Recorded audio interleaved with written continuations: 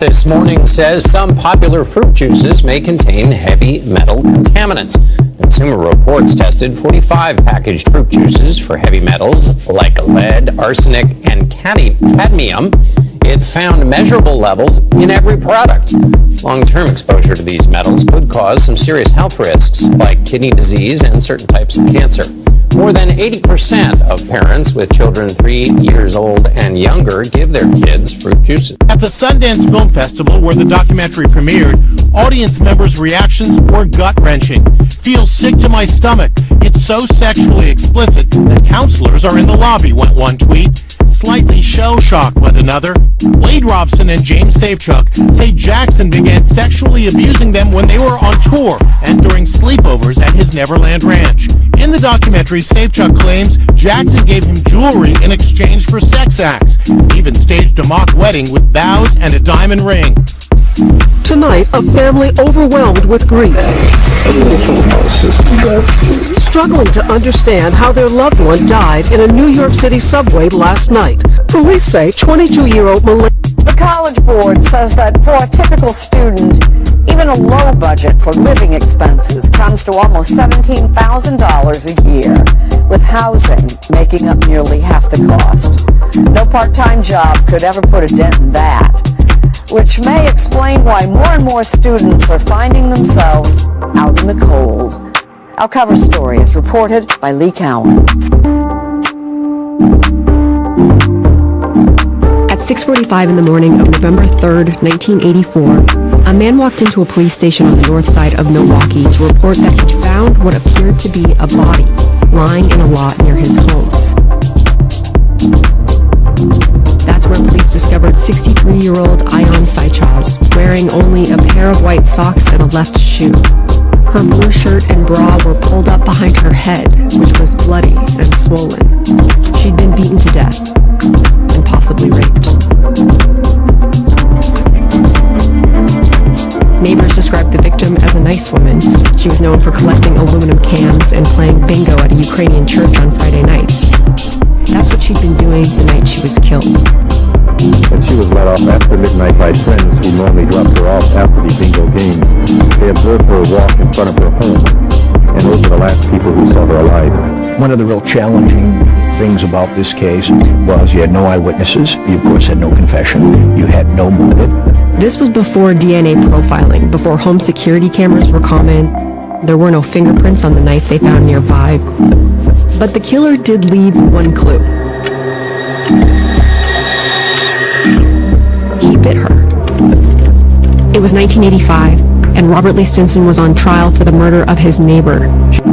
Good afternoon. I'm Natalie Solis. Amber Guyger, the fired Dallas police officer charged with murder in the shooting death of Botham Jean last September, appeared in court this morning. Fox 4's Sean Rapp was there and joins us in the newsroom with what happened. Sean. Hey, Natalie. The legal name for these early proceedings called announcement settings.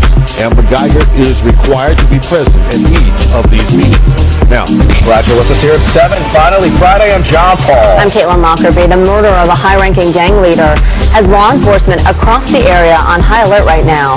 For the past week, there have been rumblings about prison lockdowns and obscure warnings from the TBI. Let's get to local 24 News reporter Janae Fraxine. She's working the story for us live at East Memphis. Janae, the details are now emerging regarding what really is going on here.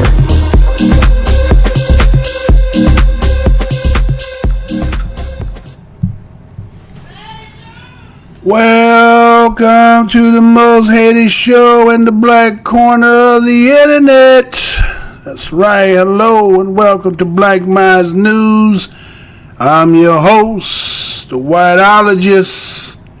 This channel is to report, articulate, transmit, communicate, articulate, relate, unveil, decode, spread the news, whether it's by news, video, websites, or quotes from publications. As I articulate these information, I ask that the creator of the universe be here, heart, soul, mind, and spirit. Because you know why? The truth don't need no partner. As a descendant of the greatest people who created the greatest land, what they call the greatest country, by the greatest people as my ancestors, On this show over here, we give honor. And you know what my motto is? I'm not going to tell you what I heard. I'm only going to tell you what I know. That's right, y'all. The most hated show in the black corner of the internet is on suspension. 90 days. Ain't that something, y'all? I keep telling the most hated show in the black corner of the internet, and you keep acting like you don't get it. So it's incumbent on you to make sure that you get over here, even though you may not understand what some of the things that I put together. But obviously another side of the game of chess don't like what it is that I do. First and foremost, I want to say those who should have to hear the retape.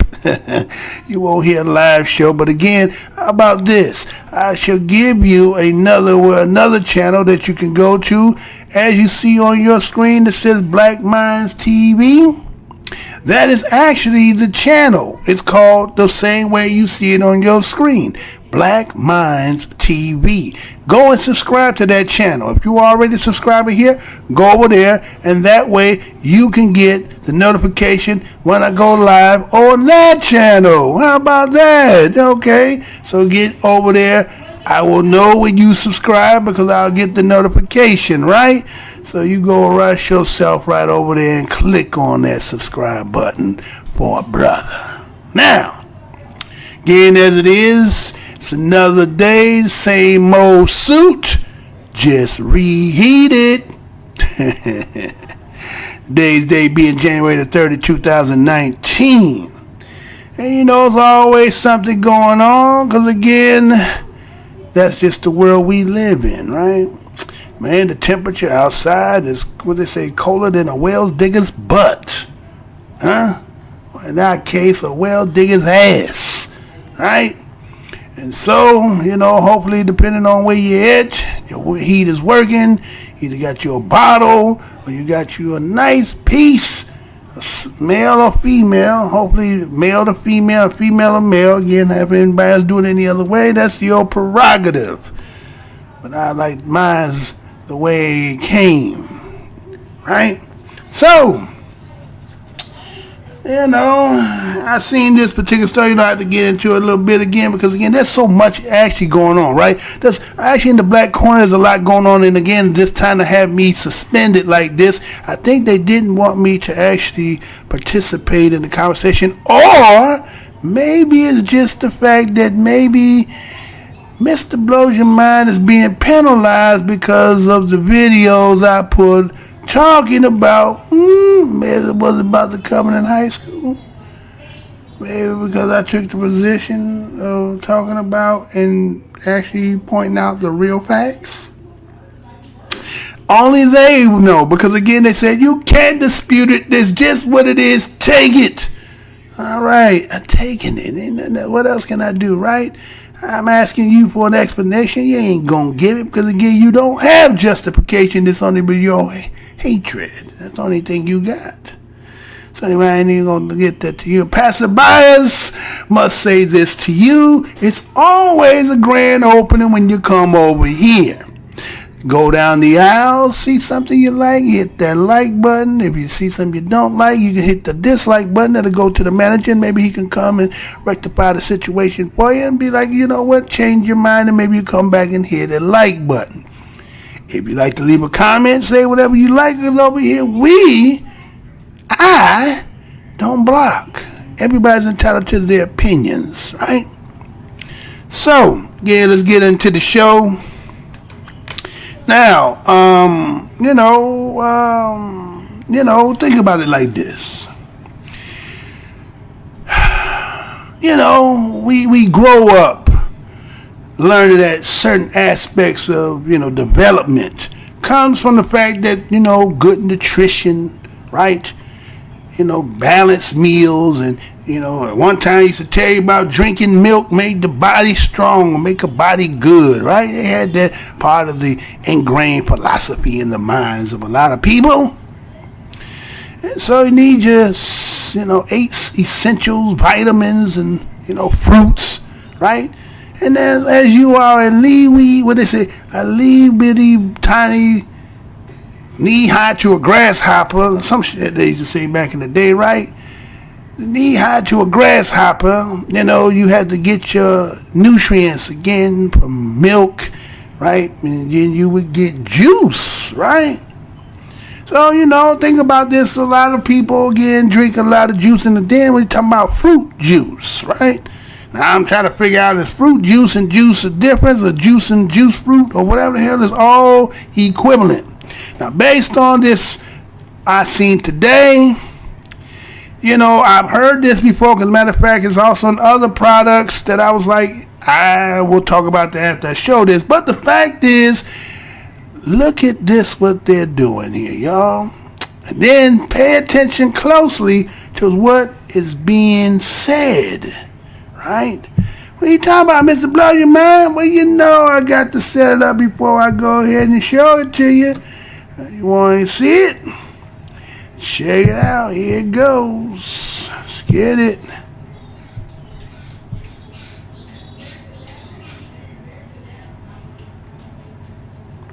Might be a little slow, even though I'm not live, huh?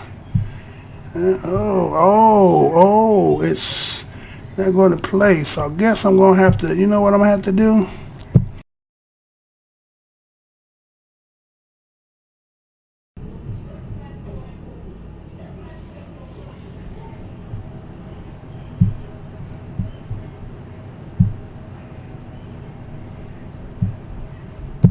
A new report out this morning says some popular fruit juices may contain heavy metal contaminants. Consumer Reports tested 45 packaged fruit juices for heavy metals like lead, arsenic, and cadmium. It found measurable levels in every product. Long-term exposure to these metals could cause some serious health risks like kidney disease and certain types of cancer. More than 80% of parents with children 3 years old and younger give their kids fruit juices. Anna Werner looks at what parents should do. Anna, good morning. Well, good morning. Heavy metals are substances that make their way into food because they occur naturally in the air, water, and soil. They can also wind up in food during the manufacturing and packaging processes. Now, Consumer Reports says improvements have been made since they last tested juice products 8 years ago, but they're still recommending that parents give their children less juice. As a mom, how do you think about fruit juice? So it's the bane of my existence. Here, can you use your fork? Mom Stephanie Trilling says she tries hard to keep her 4-year-old daughter away from juice, mostly because of its sugar content. I'll be at a birthday party and I'll see it on the table and I'll cringe a little inside because it's not something I want to give to my kids. But I also don't want to be that mom who's restricting everything. But she may have another reason to restrict juice intake. A new analysis from Consumer Reports. James Dickerson is Chief Scientific Officer. Consumer Reports wanted to investigate the state of the juice industry, particularly bottled juice. His team tested 45 different juices for 4 heavy metal substances: inorganic arsenic, lead, cadmium, and mercury. They found that every single product contained a measurable amount of at least one heavy metal except for mercury. 21 of the samples contained one or a combination of heavy metals that reached a level Consumer Reports researchers deemed concerning for daily consumption. And Consumer Reports says the metals found in 7 of the 21 samples had the potential to harm children who drink only a half cup per day. The CDC says long-term exposure to heavy metals may put people at risk for kidney disease, diabetes, high blood pressure, damaged ability to learn, and certain types of cancer. Consumer Reports is recommending parents lower the amount of juice they give their kids. So they should be concerned, but don't panic. Frequent exposure to these heavy metals through the juice is the concern. The Juice Products Association, whose board of directors includes executives from PepsiCo, Welch's, and other juice brands whose products were tested, said they haven't seen the full study, but called the results unfounded, and told us they're committed to providing safe and nutritious products that meet FDA standards. They also said there is no scientific evidence indicating that trace levels of heavy metals have caused any negative health outcomes. But Dr. Leo Trisande, Director of Environmental Pediatrics at at NYU's School of Medicine says, the science is telling us increasingly that there are particular time points in life where even a small amount of exposure can disrupt hormones and thereby contribute to disease. He recommends parents swap the juices for something else. My suggestion is that they simply eat an apple, preferably organic, and drink water as a substitute for these juices. In 2013, the FDA proposed limiting inorganic arsenic in apple juice, but no change was ever made. The FDA had no comment. Consumer Reports says their findings are a spot check. They shouldn't be used to draw definitive conclusions about any specific brands. Now, we reached out to all the juice companies. 10 responded, saying their products are safe and follow all food safety guidelines. Yeah, important thing to think about. Yeah. Limiting the amount certainly is good, not only for your health, but in limiting the risk for this. Yeah. Got a lot of sugar sometimes too. Yeah, a lot of sugar. Thank you, Anna. All right, so there you go. Contaminated juice, right? Ain't that something, man? Think about that, man. Contaminated juice, knowing that something ain't right in it. Yet, it is considered to be safe for human consumption, right? So again, they said they did testing on fruit juices, right, to find if there was heavy metals, inside what they said this contaminated juice. According to the test, they said they found lead, arsenic, cadmium, found in every product that they tested. And they just supposedly tested them over 45 different brands, wrong? So again, they were saying, well, if it's long-term exposure could cause, right? Meaning long-term usage of this, right? Now, this is the thing that they kind of, raised the flag for me when it was like, well, it's a kidney disease, right? It talked about certain types of cancers, right? And I'm saying, okay. Okay, I'll get into the last part of that later, right? So, okay, it says kidney disease and certain types of cancer if you have a prolonged use of this product. Now, again, many of us drink that. Again, matter of fact, coming up back in the day, you from where I'm from, remember the little quarter juice, man? All that little fruit juice and stuff we get quarter, going to the little bodega store, little Indian store, right? Little, right, Chinese store, right? You go in there, they was always having them types of juice that we had, big blue juice, big green juice, right? It had all big, nice, fruity colors. Again, kind of like having big poison sign on it, right? Arsenic, right? Talking about arsenic, lead, cadmium, right? So again, according to the stats, 80% of children between the ages of 3 years and younger drink fruit juice, right? Matter of fact, women who on here, again, if men, you had children, again, unless you're a little bougie, you may not know this, but if you're from where I'm from, they used to give the wick. Remember that wick?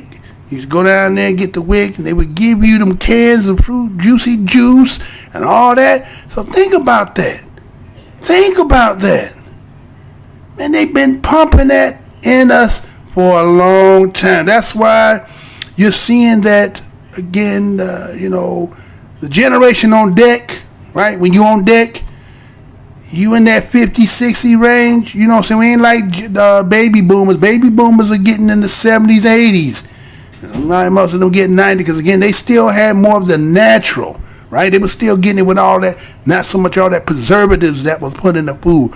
But that Gen X, I think we were the beginning of getting all that, we was eating out because, baby boomers wasn't eating out like that. It was the Gen X that got a chance to go out there and get the fast food, eating pizzas and going to Burger King on the regular. It used to be once upon a time when you went to McDonald's back in the old school days, that was a treat. If you went to McDonald's, man, you went around people and you had that McDonald's cup and that bag, that was a treat. today, that's just like going to the corner store. You know what I'm saying? Even though, like I said for myself, I don't know last time I done ate some damn of that shit. But anyway, right? So the point I'm making is that, the consumption is because you was getting it through the WIC program, right? And then you give your children juicy juice, you start getting them juice, apple juice. So that means all that. So here it is. I remember reading in the scriptures one time said that you wouldn't give your child a rattlesnake to play with. In this case, they've been doing that, and scientifically they've been knowing this. And as I go on to explain some more about what you had just seen, they actually say it, right? So it says that they said that they had made some. It says that again, she said it was that female in there. She was like, again, listen how she worded that. She said that, they said, really the way that the lead that gets into, these products are actually natural. They come from the air, water, and the soil. Huh? So again, as I always talk about here about being deflective, never want to tell it exact. Again, I was talking about the other day, we're talking about vaccinations, right? In the last video, talking about vaccination, and talking about what the CDC said, that again, vaccinations are safe. Again, if they weren't, they wouldn't say it, because again, look how big the industry is. So they're not trying to do that to wreck the money, right? They're not trying to do that. So in the case here, they said, let's say the findings are found and that they should have these arsenic and cadmium and lead. That's coming from the natural, water, from outside, the contaminants in the air. Again, we ain't gonna talk about the aluminum bromide that you spread in. They call them the chemtrails. We ain't gonna talk about how that get in there, right? We're gonna forget about all that, right? You're gonna say the soil, which is again, we know when we talk about Terminator seeds, right? Like the brother, the Dwayne Johnson. One again with the Roundup, right? The soil, right, and stuff like that, right? And then you're just talking about the water in itself. Well, again, we buying bottled water because pretty much the water that come out of your taps, if you're from where I'm from, the tap water got lead in it because again, building pipes that was made out of lead. I don't think nobody went back in there and reconstructed. So again, what they say is they'll say that the city department done said that it's safe and drinkable water. Just like they said, was allowing them to do what they do up in Michigan. Again, that story has been buried and they ain't talking about that no more, right? So what is the damage being done there, right? So again, right? So it says that accordingly, they said, going back to about 8 or 10 years, they had made changes, even though they knew this. Now that's 8 to 10 years. What about 8 to 10 before then? And 8 to 10 before then? And 8 to 10 before? You understand? This ain't brand new. This is something they've been knowing, right? So again, you start seeing a lot of people are dying from different types of cancers. I've always said this, man. I'm gonna tell y'all straight up. I always said this. One thing that you got to ask yourself. It's like drinking soda. There's nothing. You know what I'm saying? There is no health risk drinking soda.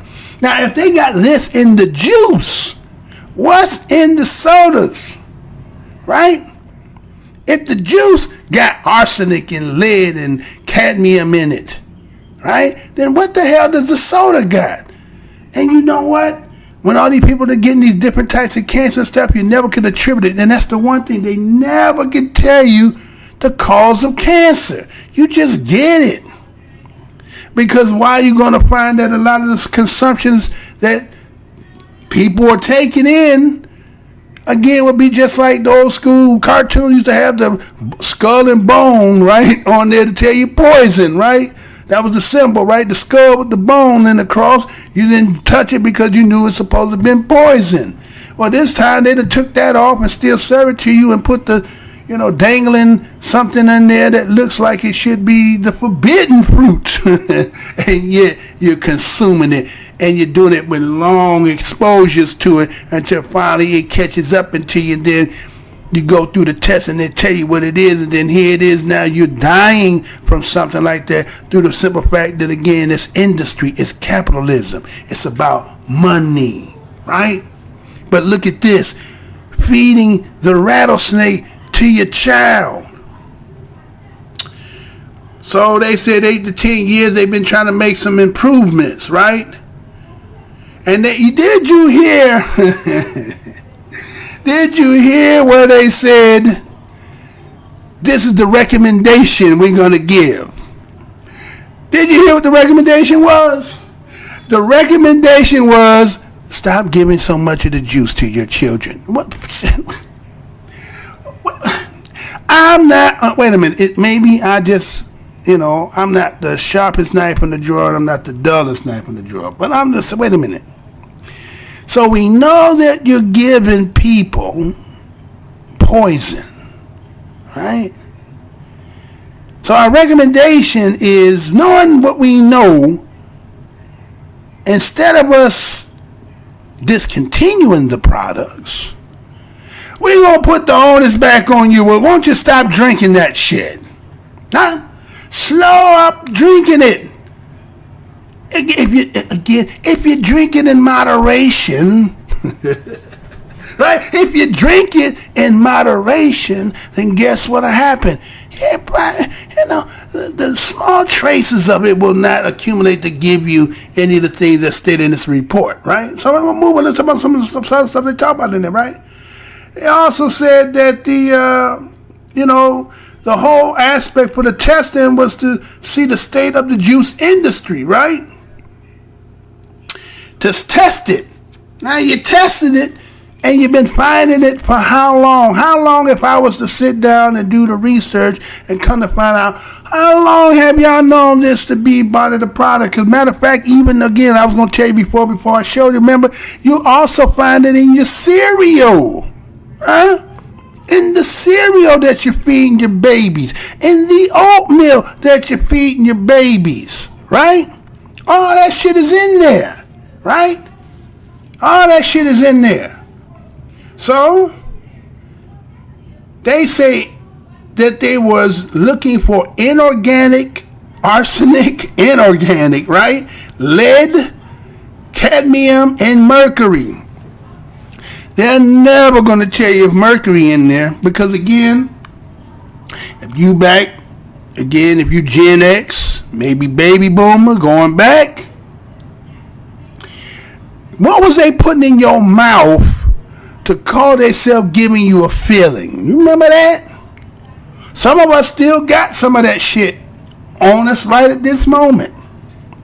They was filling the holes and cavities in your teeth with mercury. Do I need to say that again? They was putting mercury in our mouths as a feeling substitute.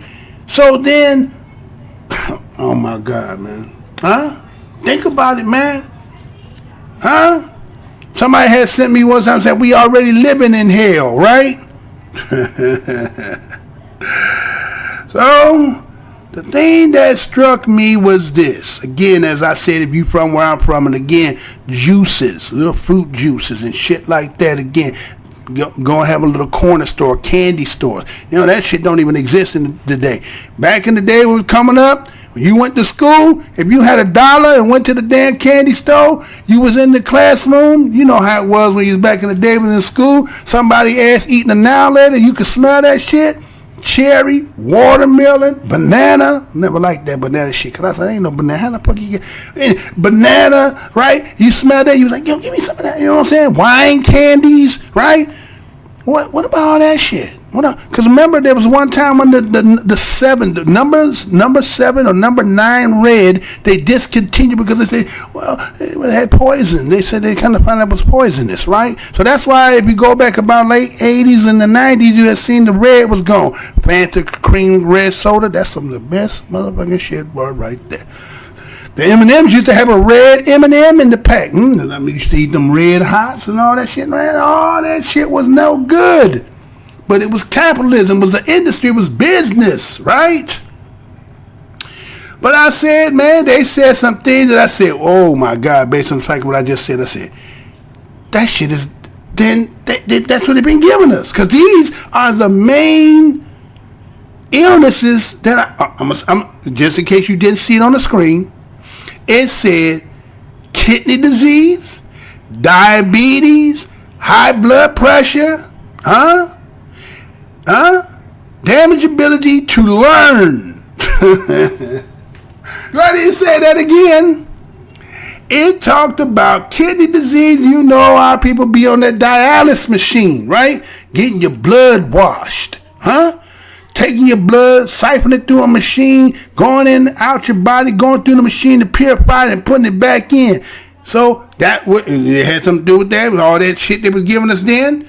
Was that what it was too? Diabetes, Diabetes. Matter of fact, I remember that time when I was showing that one video that was talking about that little girl that was talking about how she didn't like black people stink and all that, and they got diabetes. And then it was what was his name? Oprah. So what was his name? Dr. Phil. Dr. Phil was like, well, I got diabetes. She was like, oh, you okay? Are you okay? But he had diabetes 1. We be having 2 and shit, right? But where was that shit coming from? The shit that they've been pumping in our ass all that time, right? Then they talked about high blood pressure. What? And damage ability to learn is because why? Think about this. Let's just say, okay, you're eating the juices. You got lead in your water, right? You got the lead pipes, right? You eat the bullshit ass shit that coming out of these damn trucks that's being distributed and put in the hood, right? And you're living in buildings that was built before, I think it was 75. I think it's before 1975. Is the building that you lived in was built before 1975 when they were using all that lead. So your shit, that's what they're talking about, the lead paint and all that. So that shit has been systematically just killing us. And then you hear people talking about how all these things and then we're black people number 1 in. Nigga, you lived in Chernobyl.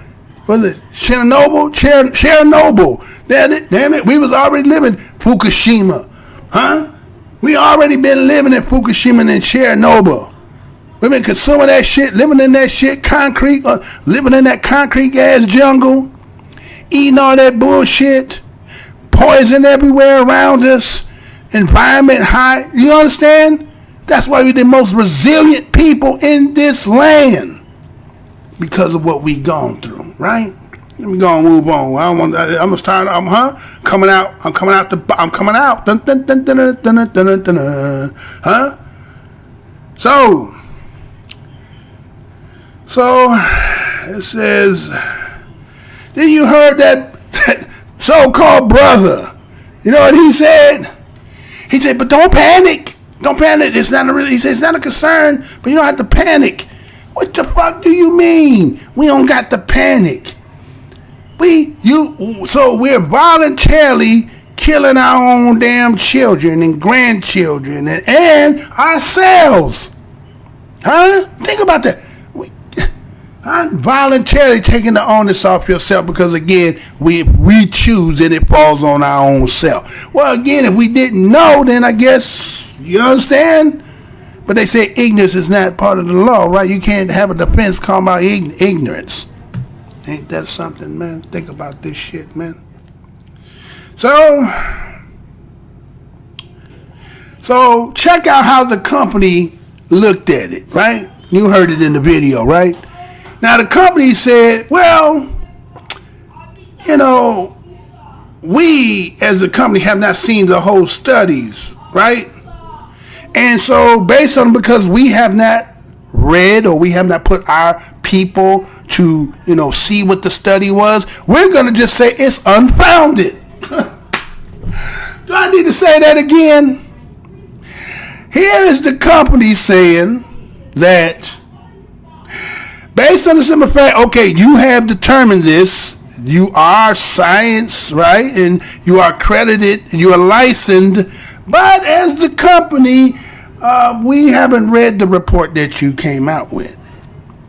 And based on the simple fact that we have not read the report, we have to say that your determination is unfounded until we determine that we've looked at it and we have gone over it. But at this point in time, that's not valid. So you see what the recommendation was? Stop drinking so much of it. Think about it. That's the remedy? Oh, so you just change the age. Okay, you know that certain companies that you buy shit that is targeting, they say, young folks and is giving them, smoking and shit. But no, it's not regulate and getting rid of the damn industry. We're going to raise the age. What difference does it make? It's going to do the same shit. If we're going to do the same shit when I'm 16, when I'm 18, when I'm 21, when I'm 30, 40, it's going to be the same goddamn result. Moving on, man. Fuck it. It is what it is. I know, square peg in a round hole, right? So, they also talked about that man, I'll tell you, boy. It says that, the company, right? The company said that their agenda is to provide safe and nutrient products, right? That meets the FDA standard. Oh, you know what I'm saying? That's crazy, man. It's really crazy because, again, it's not about what the scientists in them that came up with. As long as the standard that by this FDA said that shit is good, it was good for human consumption, we don't give a fuck about what they said. We don't give a fuck. Huh? They have the right because they are the institution that will override and say, even though you have determined, just like you seen the pediatric study from the university, he said data is showing that the data is showing that the little consumption of this shit is actually altering and messing up brains and all this other stuff. But they said it's unfounded, right? Unfounded, right? So I'm just saying, man, I just wanted to bring that information. I'm pretty sure a lot of people do know, but there's those people who don't know that, right? And again, as the most hated show in the black corner of the internet as a news source, black news media, when those stories come across, it is for me to disseminate it and to give it from the understanding that of our perspective. Not again against nobody else, but again the way we understand things, right? So that's how that is. So that's how I'm starting to show off now with that, right? So be careful out there for all this consumption of this juice, no matter what they're saying. Matter of fact, that pediatric brother said, he said, get an apple and some water, right? But he said, get an organic apple, right? But what difference does it matter when the shit got Roundup on it? What good is it, the shit, the water, the lead in it, the shit is Fukushima water, and what good is it? Huh? Moving on, y'all. Moving on, right? So, since the fact that we just talked about that, right? Since this had put it like this, right? Let's just say this. Since I just gave you the story about what you just talked and about what they talked about this, this contaminated juice that we've been consuming for eons, I read this story and I was like, well, hopefully most of us can hold on, because guess what? According to what this report says here, check this out. Be right back. Let's see if we get it going.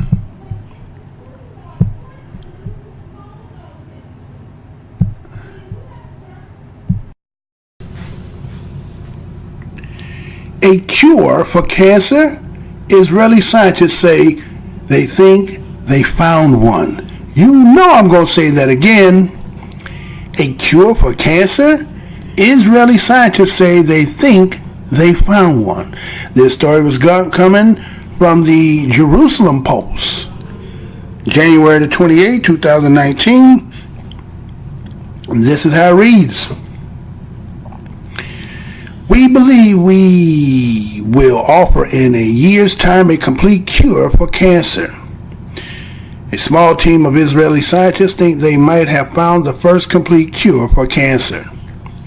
We believe we will offer in a year's time a complete cure for cancer, says Dr. Arador, of a new treatment being developed by his company, Accelerated Evolution Biotechnologies Ltd., which was founded in 2000 in the iTech incubator in the Wiseman Science Park. AEBI developed the SOAP platform, which provides functional leads to very different targets. Our cancer cure will be effective from day one, will last a duration of a few weeks, and will have no or minimum side effects at a much lower cost than most other treatments on the market, Eridor said. Our solution will be both generic and personal. It sounds fantastical, especially considering that an estimated 18.1 million new cancer cases are diagnosed worldwide each year.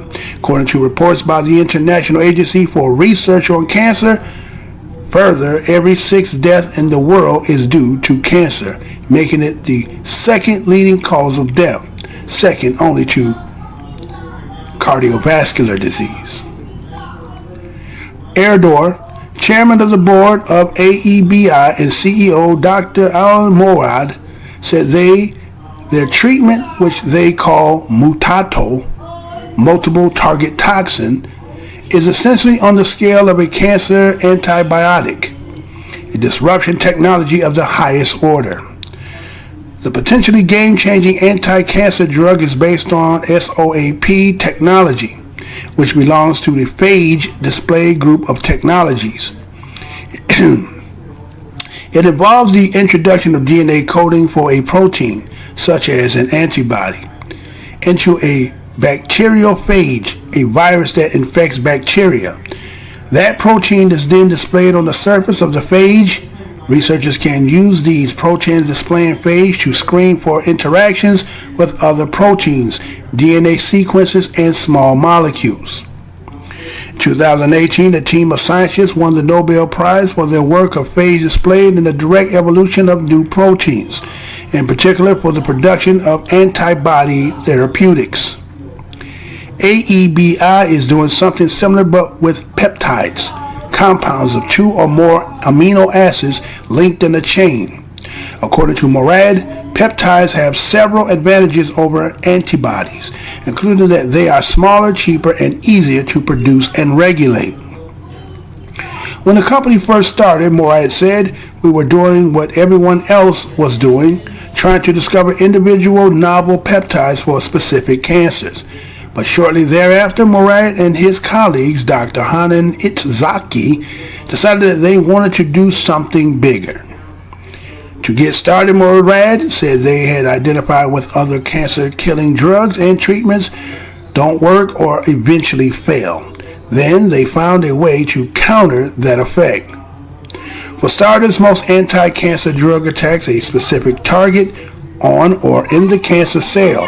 He explained, inhibiting the target usually affects a psychological pathway that promotes cancer.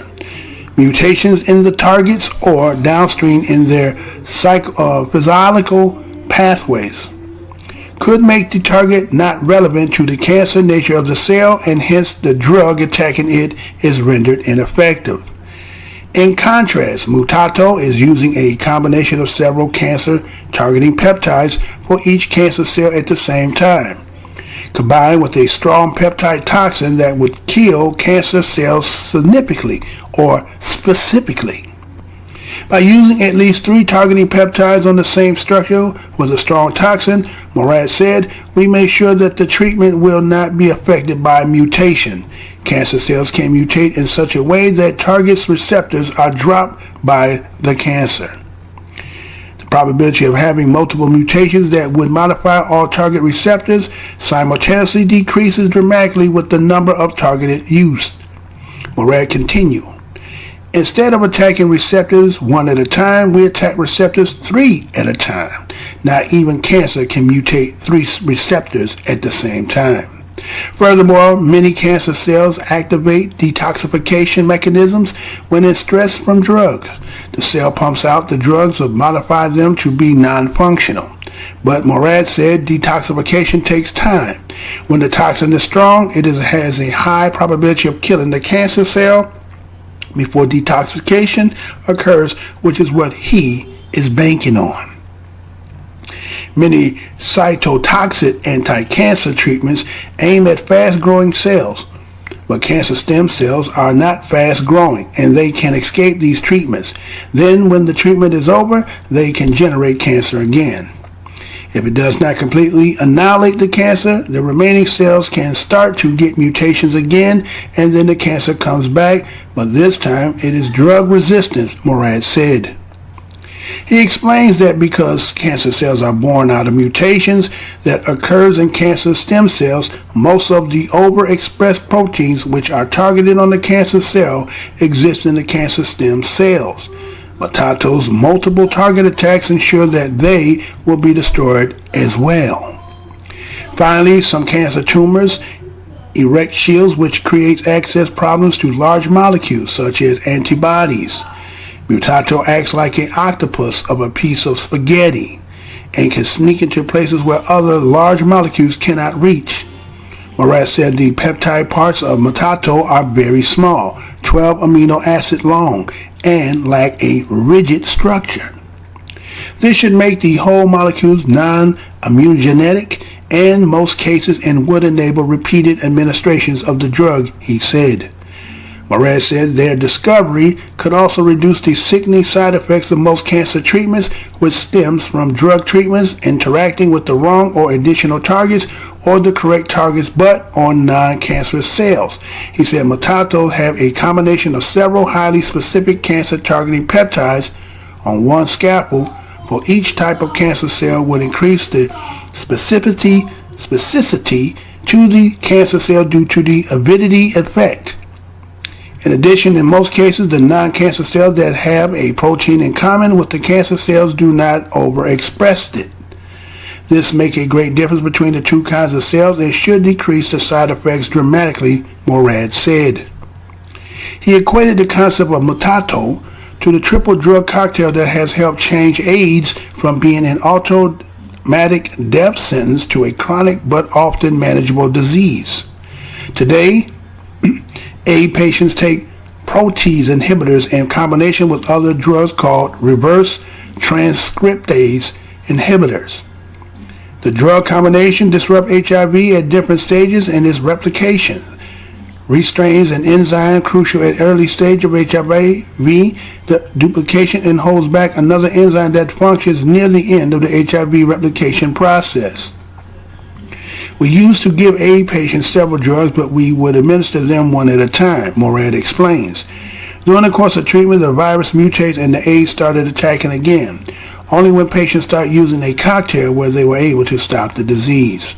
Now, he said, people with AIDS are HIV carriers, but they are not sick anymore. The Mutato cancer treatment will eventually be personalized. Each patient will provide a piece of his biopsy to the lab, which will then be analyzed to know which receptors are overexpressed. The individual will then be administered exactly the molecule cocktail needed to cure his disease. However, unlike the case of AIDS, where the patient must take the cocktail throughout their lives, in the case of Mutato, the cells will be killed and the patient could likely stop treatment after only a few weeks. The company is now writing patents on specific peptides, which will be a large bank of targeting toxin peptides, wholly owned and hard to break, said Eridor. Morad said that so far the company has concluded its first exploratory mice experiment, which inhibited human cancer cells growth and had no effect at all on healthy mice cells. In addition to several in vitro trials, AEBI is on the cusp of beginning a round of clinical trials which could be completed within a few years and would make the treatment available in specific cases. Ardo added, our results are consistent and repeatable.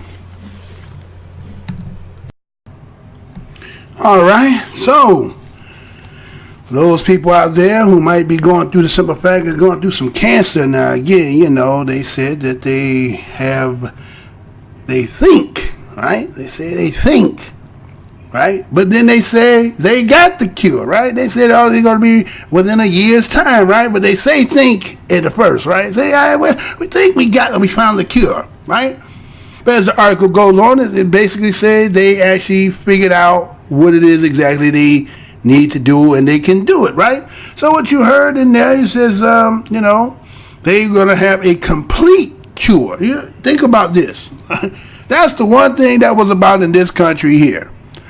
This country here, when you're talking about having a disease or virus, right? They don't cure shit, right? They don't really cure, right? Because there's no money. Think about this.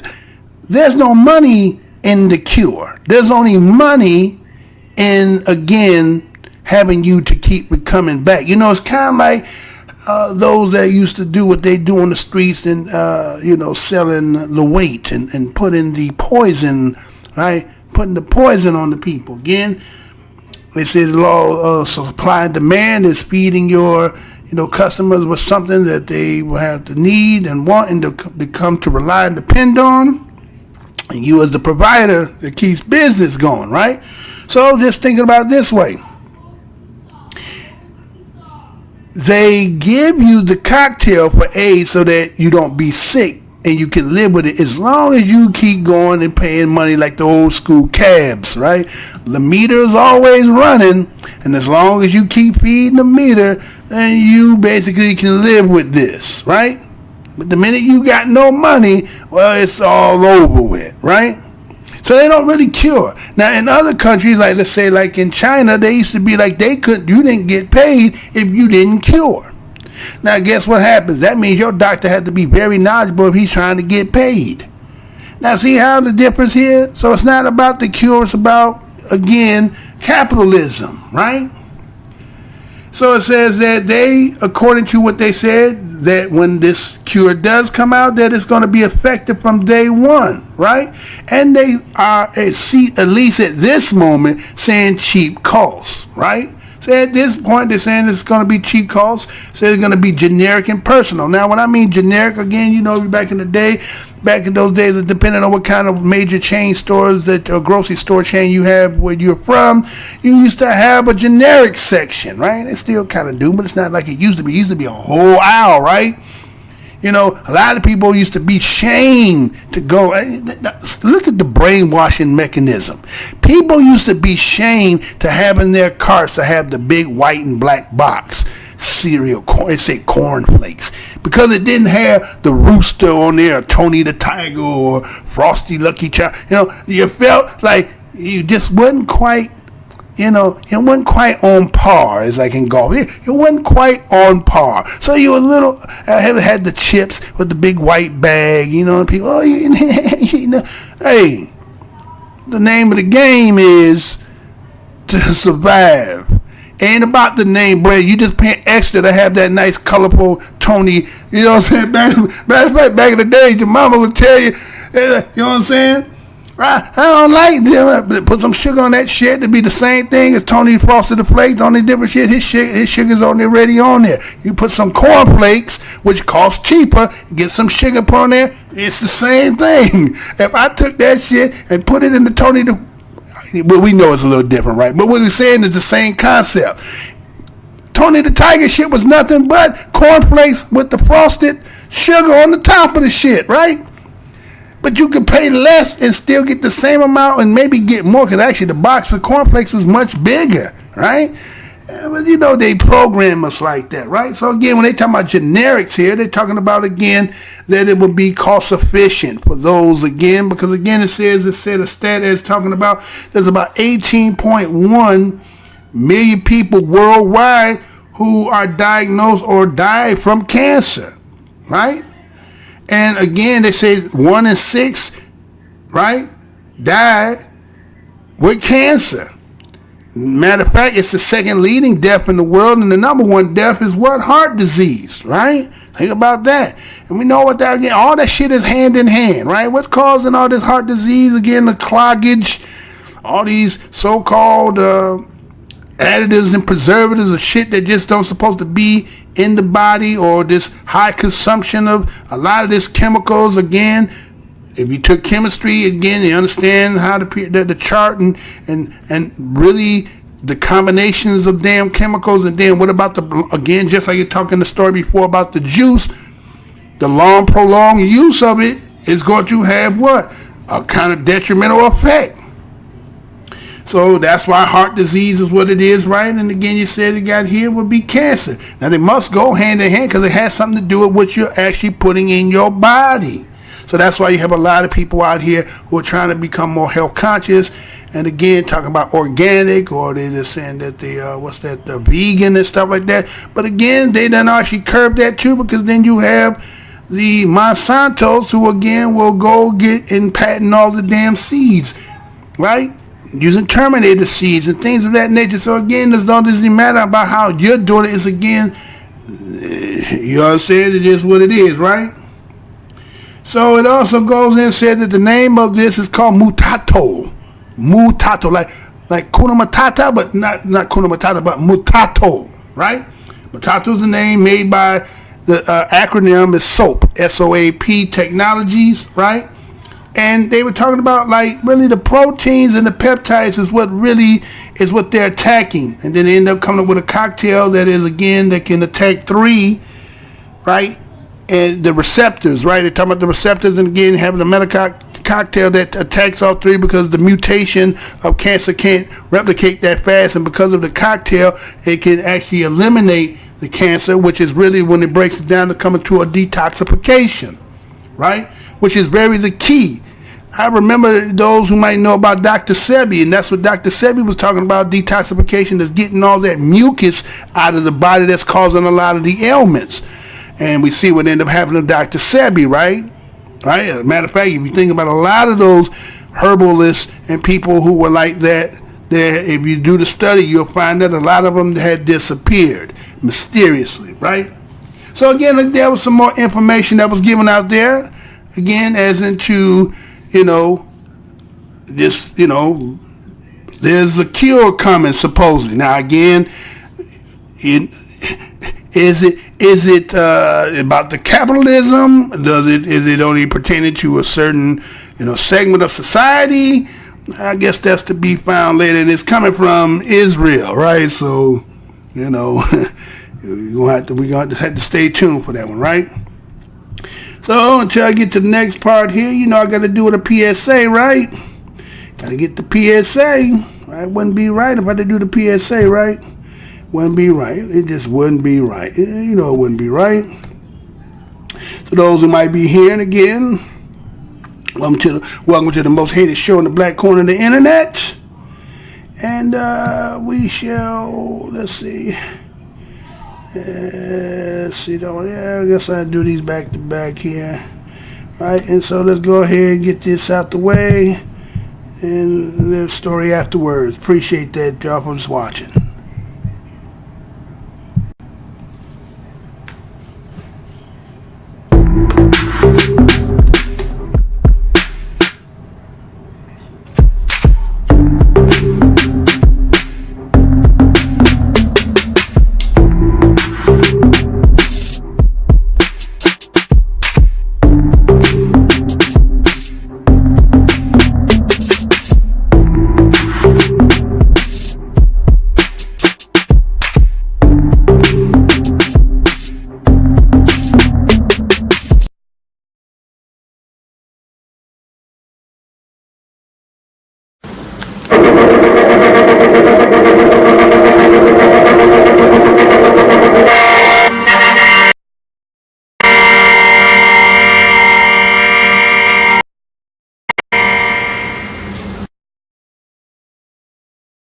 At the Sundance Film Festival, where the documentary premiered, audience members' reactions were gut-wrenching.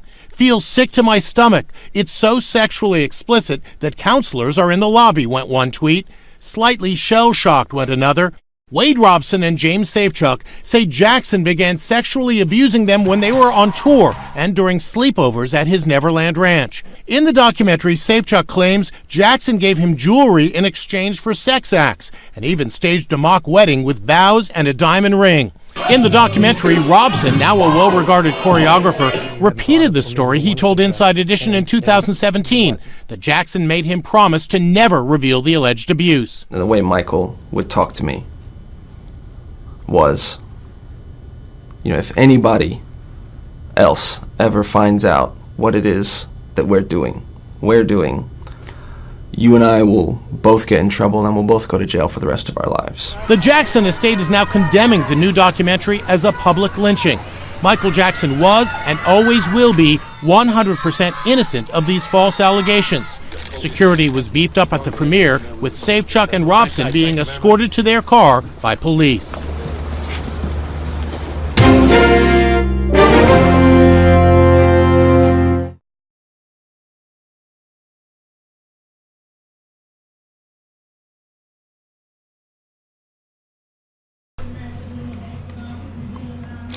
Michael Jackson's family furious over media coverage of molestation doc, labels it public lynching. You know I'm going to say that again. Michael Jackson's family furious over media coverage of molestation doc, labels it public lynching. This is coming from the Jezebel. January the 28th, 2019, and this is how it reads. Michael Jackson's family has hit back at Leaving Neverland, the 4-hour documentary detailing alleged child molestation by Jackson, that thus far the biggest story coming out of this year's ongoing Sundance Film Festival. Early word is that the documentary, which is centered on sexual abuse allegations from Wade Robson and James Safechuck, who both met Jackson as children, could very well alter Jackson's posthumous image beyond repair. It only takes about 2 minutes into the 4-hour documentary Leaving Neverland to realize that Michael Jackson's legacy is never going to be the same again, wrote Benjamin Lee in his review for The Guardian. Soon after the doc Friday's premiere, Jackson's estate issued a statement denouncing Leaving Neverland as the kind of tabloid character assassination Michael Jackson endured in life and now in death. The film takes uncorroborated allegations that supposedly happened 20 years ago and treats them as facts, added the estate in a multi-paragraph response to Rolling Stone. Now, Jackson's family has issued its own statement hitting back at the media for picking up reports coming out of Sundance about the damning nature of the documentary. Michael Jackson's 100% sexually abused a lot of children. The truth is on our side, writes the family. Go do your research about these opportunists. The facts don't lie, people do. The family's full statement is below. Michael Jackson is our brother and son. We are furious that the media, who without a shred of proof or a single piece of physical evidence, chose to believe the words of two admitted liars over the words of hundreds of families and friends around the world who spent time with Michael, many at Neverland, and experienced his legendary kindness and global generosity. We are proud of what Michael Jackson stands for. People have always loved to go after Michael. He was an easy target because he was unique. But Michael was subjected to a thorough investigation which included a surprise raid of Neverland and other properties, as well as a jury trial where Michael was found to be completely innocent. There has never been one piece of proof of anything, yet the media is eager to believe these lies.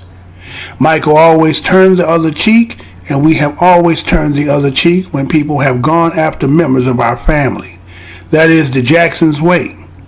But we can't just stand by while this public lynching goes on, and the vulture tweeters and others who never met Michael go after him. Michael is not here to defend himself, otherwise these allegations would not have been made.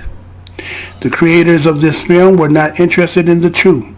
They never interviewed a single solitary soul who knew Michael except the two perjurers and their families. That is not journalism, and it is not yet fair. Yet the media are perpetuating these stories. The truth is on our side. Go do your research about these opportunists. The facts don't lie, people do. Michael Jackson was and always will be 100% innocent of these false allegations, the Jackson family. Billboards reported that Robson testified at Jackson's 2005 criminal trial, saying he had slept in Jackson's room many times, but that Jackson had never molested him. Jackson was eventually acquitted of all charges, Billboard continues. Safechuck made similar statements to investigators as a boy. Jackson died in 2009. Both men filed lawsuits in 2013, saying stress and trauma had forced them to face the truth and admit that they were sexually abused. The suit had been thrown out on technical grounds but are under appeal. Jackson supporters began flooding the mentions of Sundance attendees Friday with fan-made videos that they say demonstrate Jackson's innocence. They include clips of Robson denying he was ever molested by Jackson.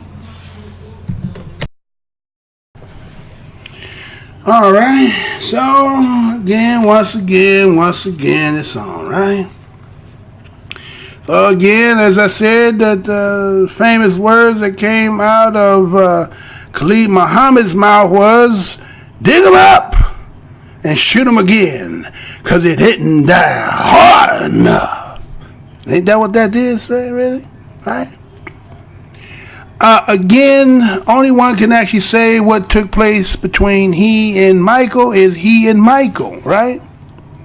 But again, we have to say that at one period of time, so let's say if it is 2019, 14 years ago, how old would he have been then?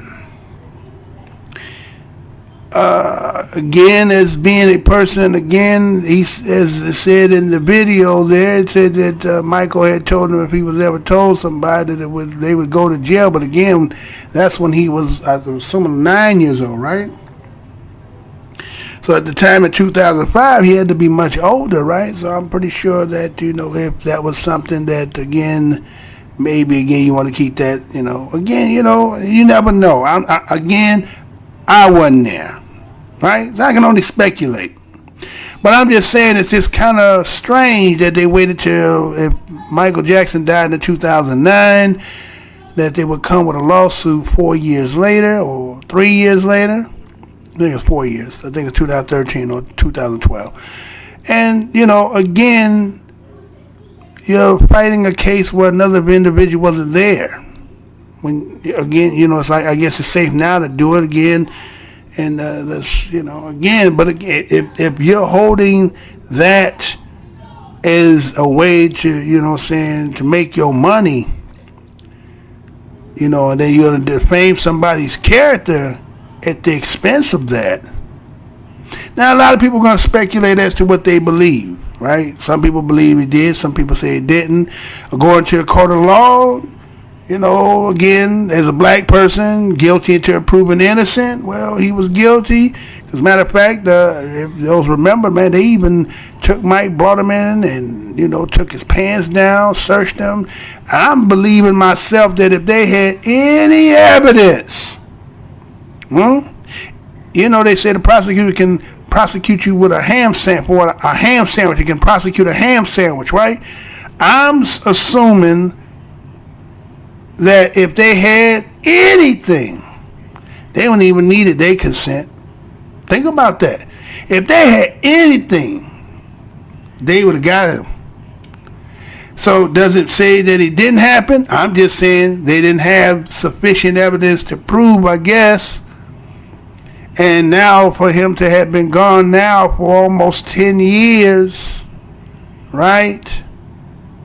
I mean, it seems a little strange. And then the people say they're coming out of there, say you needed a psychiatrist coming right up out of this, that graphic. And again, if you're a victim, you're a victim. It's kind of like we as DOS, right? We talk about what done transpired and what done happened to us. And a lot of people say, well, that's so long ago. Why are you still holding on to that? Well, sometimes trauma is like that, right? It may reemerge itself.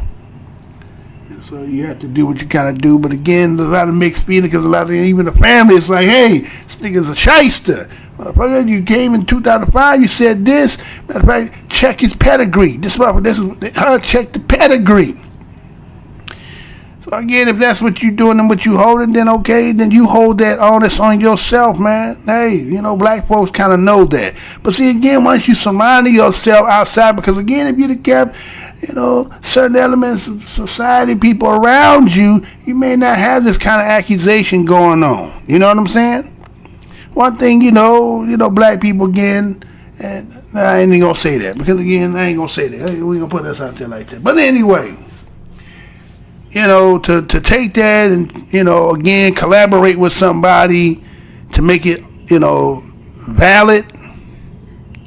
I guess that's where it gets its credibility from. And then to, you know, make it as to destroy an individual. I don't know, again, can't say he did or didn't, right? Only that individual can hold that. And if that's his testimony, he the one that got to live with that, right? He the one that's kind of like the same thing with the dentist that had his son to lie and testify and then shit right after Michael Jackson died. He died too, right? Because he know he helped contribute to that, right? Put that man through that, you know, humiliation. He never was the same after that. Now again, a lot of people say, what is a grown man doing sleeping in the bed with children? I agree with you with that. Put yourself in that situation. We would love to believe that that didn't take place, you know. Yeah, Paul Mooney he said Michael ain't a pedophile. He might be X-file, but he's not a pedophile, right? So, you know, take it for what you want it. A lot of people divided. A lot of his fans are saying, again, you know, they're not going to believe it. And again, you have to see, is it about the capitalism? It's about the money. It's about the proceeds that can be made with movies and books and, you know what I'm saying, and television appearances. You know what I'm saying? So sometimes some people, that's the way they hustle and that's how they make their money. But again, all money ain't good money. I'm going to say that again. All money ain't good money. Well, we're going to move on, right? All money ain't good money. So I seen this story here as kind of a sad situation. Something mystery kind of happened. But again, for those, again, you live in these areas and you know about how that can actually happen. Sad. But let me go ahead and play it and then let's get back. Tonight, a family overwhelmed with grief, struggling to understand how their loved one died in a New York City subway last night. Police say 22-year-old Malaysia Goodson plunged down a flight of stairs in a Manhattan subway station, holding a stroller with her 1-year-old daughter inside. Remarkably, the baby was not hurt. The station is here near Times Square, one of the busiest places in the world, a mecca for tourists, but the city's subways can be difficult to access, especially with a stroller. There's an up escalator, but not one going down, and there's no elevator. In fact, only a quarter of New York stations have elevators, and a study found each broke down about 50 times a year. And in a report about U.S. infrastructure, New York's transit got a C- grade, while the country earned a D-, with experts saying, despite increasing demand, systems are chronically underfunded, resulting in aging infrastructure. Oh, I'm just so shocked. I don't even know which way to go. Tonight, as a family mourns, authorities are investigating whether this young mother suffered a medical emergency or somehow tripped and fell. Rahima Ellis, NBC News, New York. Hey, NBC News fans, thanks for checking out our YouTube channel. Subscribe by clicking on that button down here and click on any of the videos over here to watch the latest interviews, show highlights, and digital exclusives. Thanks for watching.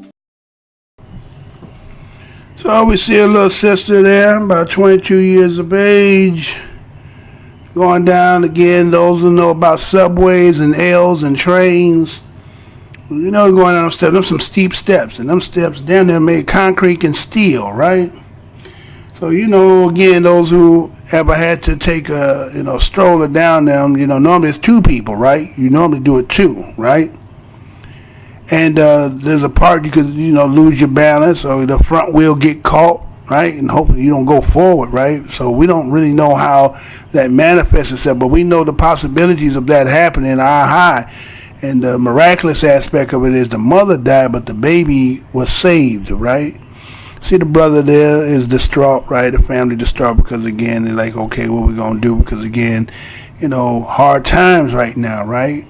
Again, we're not understanding all the parameters as to how economically the baby was to be taken care of, because the mother might have been having a job and everybody else might have been struggling, so it was hardship. And so, I seen the story, and I, again, want to, Mr. Blows Your Mind, when I see certain stories, I will, give some condolences on behalf, again, because this is about the ancestors as well.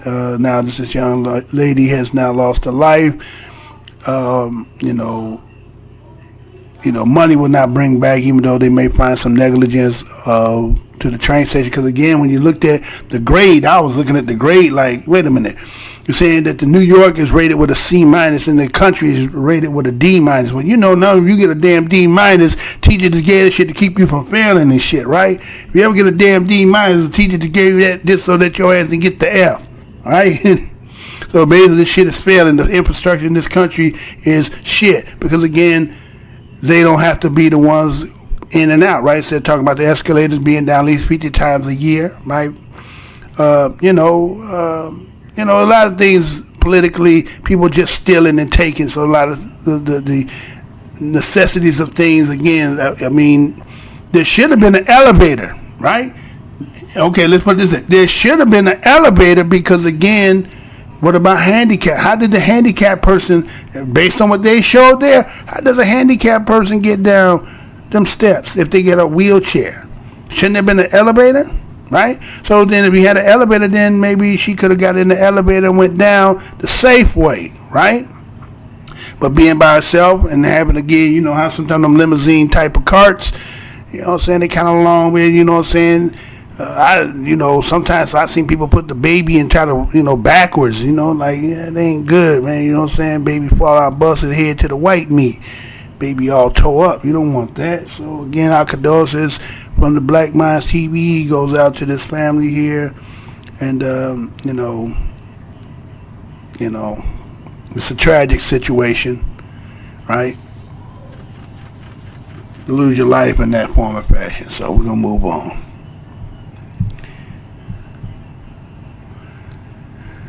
So this story here I came up with, it was like, well, some of us know about that college life, right? You know what it is, again, especially this day and age, going to college is, they done cut back a lot of the funding and the Pell Grants and things of that. A lot of times that ain't just enough, just enough to get you to get in there. But again, book fees and housing, right? A lot of times, a lot of people having a hard time with the housing, especially depending if you're in state or out of state. And let's say a lot of times, again, matter of fact, I read that a couple weeks back, maybe less than a month ago, I read about where the scholarship, I think, that Jay-Z and Beyonce were given, right? That ended up being that the scholarship was good enough to pay for school, but the money didn't have enough to pay for books and room and board, right? You know what I'm saying? Because, I mean, think about it. A person who gets a scholarship that comes from the areas that we come from, a scholarship is good to have, but still they ain't got no money. The same thing like being an athlete. You get an athlete, top athlete, that's why athletes need to get paid, right? But they put the amateur status on them because, again, they come from areas that are already impoverished and don't come from no money or some kind of assistance, right? One family household. And then here they is going to bring your, they're gonna, matter of fact, a lot of the programs are built on the athletic programs that make people come to these schools. And yet they say, well, we're going to give you a full scholarship, and that's why sometimes these brothers I don't condone this shit, right? But a lot of these brothers, why they be getting the Beckys. Becky got credit card, Becky got mom and daddy in them, and so, somebody need to wash drawers and got a car, and, and niggas want to eat noodles and shit, so, Becky come through, right? And shit, Becky was down with you from day one, and that's how them brothers that end up being with Becky, right? So they got the scholarship. They can go in there and get maybe get the one, one meal, 2 meal, whatever again. But you know what I'm saying? You got to have some extras, right? You know what I'm saying? Growing young man, right? And again, since I'm not condoning that shit, I'm just saying that's how that shit be going a lot of times. Then there's just those who just got their preference. But if it's Mr. Blows Your Mind, hey girl, I'm hollering at you. Anyway, right? So let me show you this and let's move on again, because again, this particular story is just having a similar effect again is what I'm talking about. Those people who get those type of scholarships, but then this one was talking about homelessness. But pay attention to this video because it's a little contradictory in it, right? But you have to pay attention to it. So let's see if we can get it to go. Let's see how it's going to come out. Let's get it. Tonight, a family overwhelmed with grief. Struggling. Wrong one. You know that we ain't the way you're supposed to go to. Go to the right one. The College Board says that for a typical student, even a low budget for living expenses comes to almost $17,000 a year, with housing making up nearly half the cost. No part-time job could ever put a dent in that, which may explain why more and more students are finding themselves out in the cold. Our cover story is reported by Lee Cowan. Jasmine Bigham, a college senior, can almost taste graduation. Like most students here at Humboldt State University, nestled in the shade of the California redwoods, finals are coming, and she's studying hard. But it's her life outside her college classroom that may be the toughest test of all. The hardest thing was just like not being able to find housing. And so that was like the big issue that stood in my way. So what'd you do? I lived in my car and then I kind of couch surfed. After that I moved into like this big trailer. And then the trailer roof collapsed a little bit. All of that makes the van she now lives in seem not so bad. Yes, a van.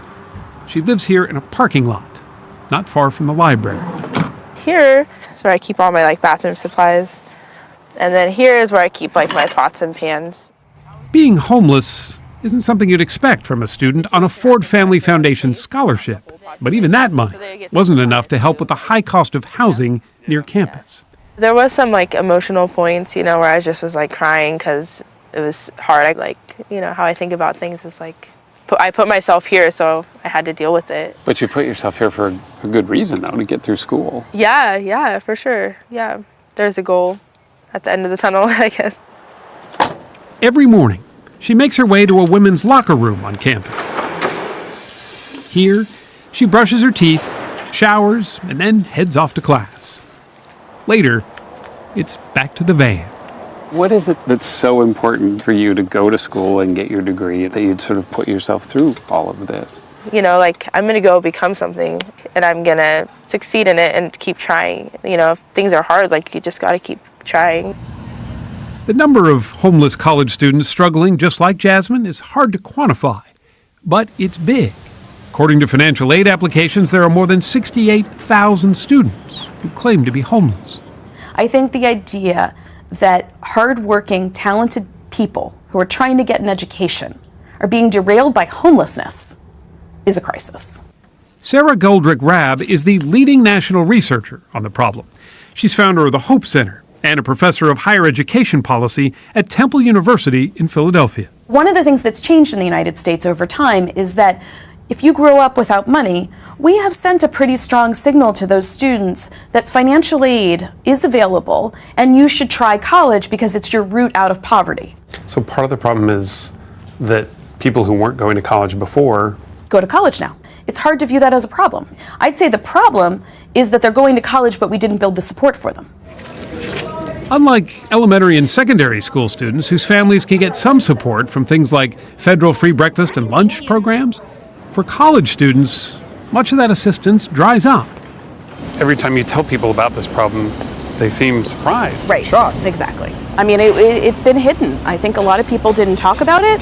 I also think that most people just think about tuition. They don't think about living. Some of those struggling with housing responded to a recent survey that Goldrick-Rabb conducted. It was the largest of its kind ever done, involving more than 43,000 students at 66 institutions. The result?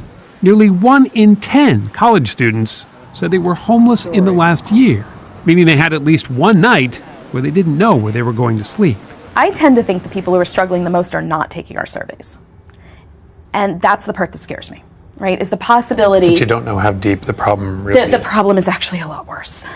Colleges generally don't like to talk about homelessness, she says, and neither do most students.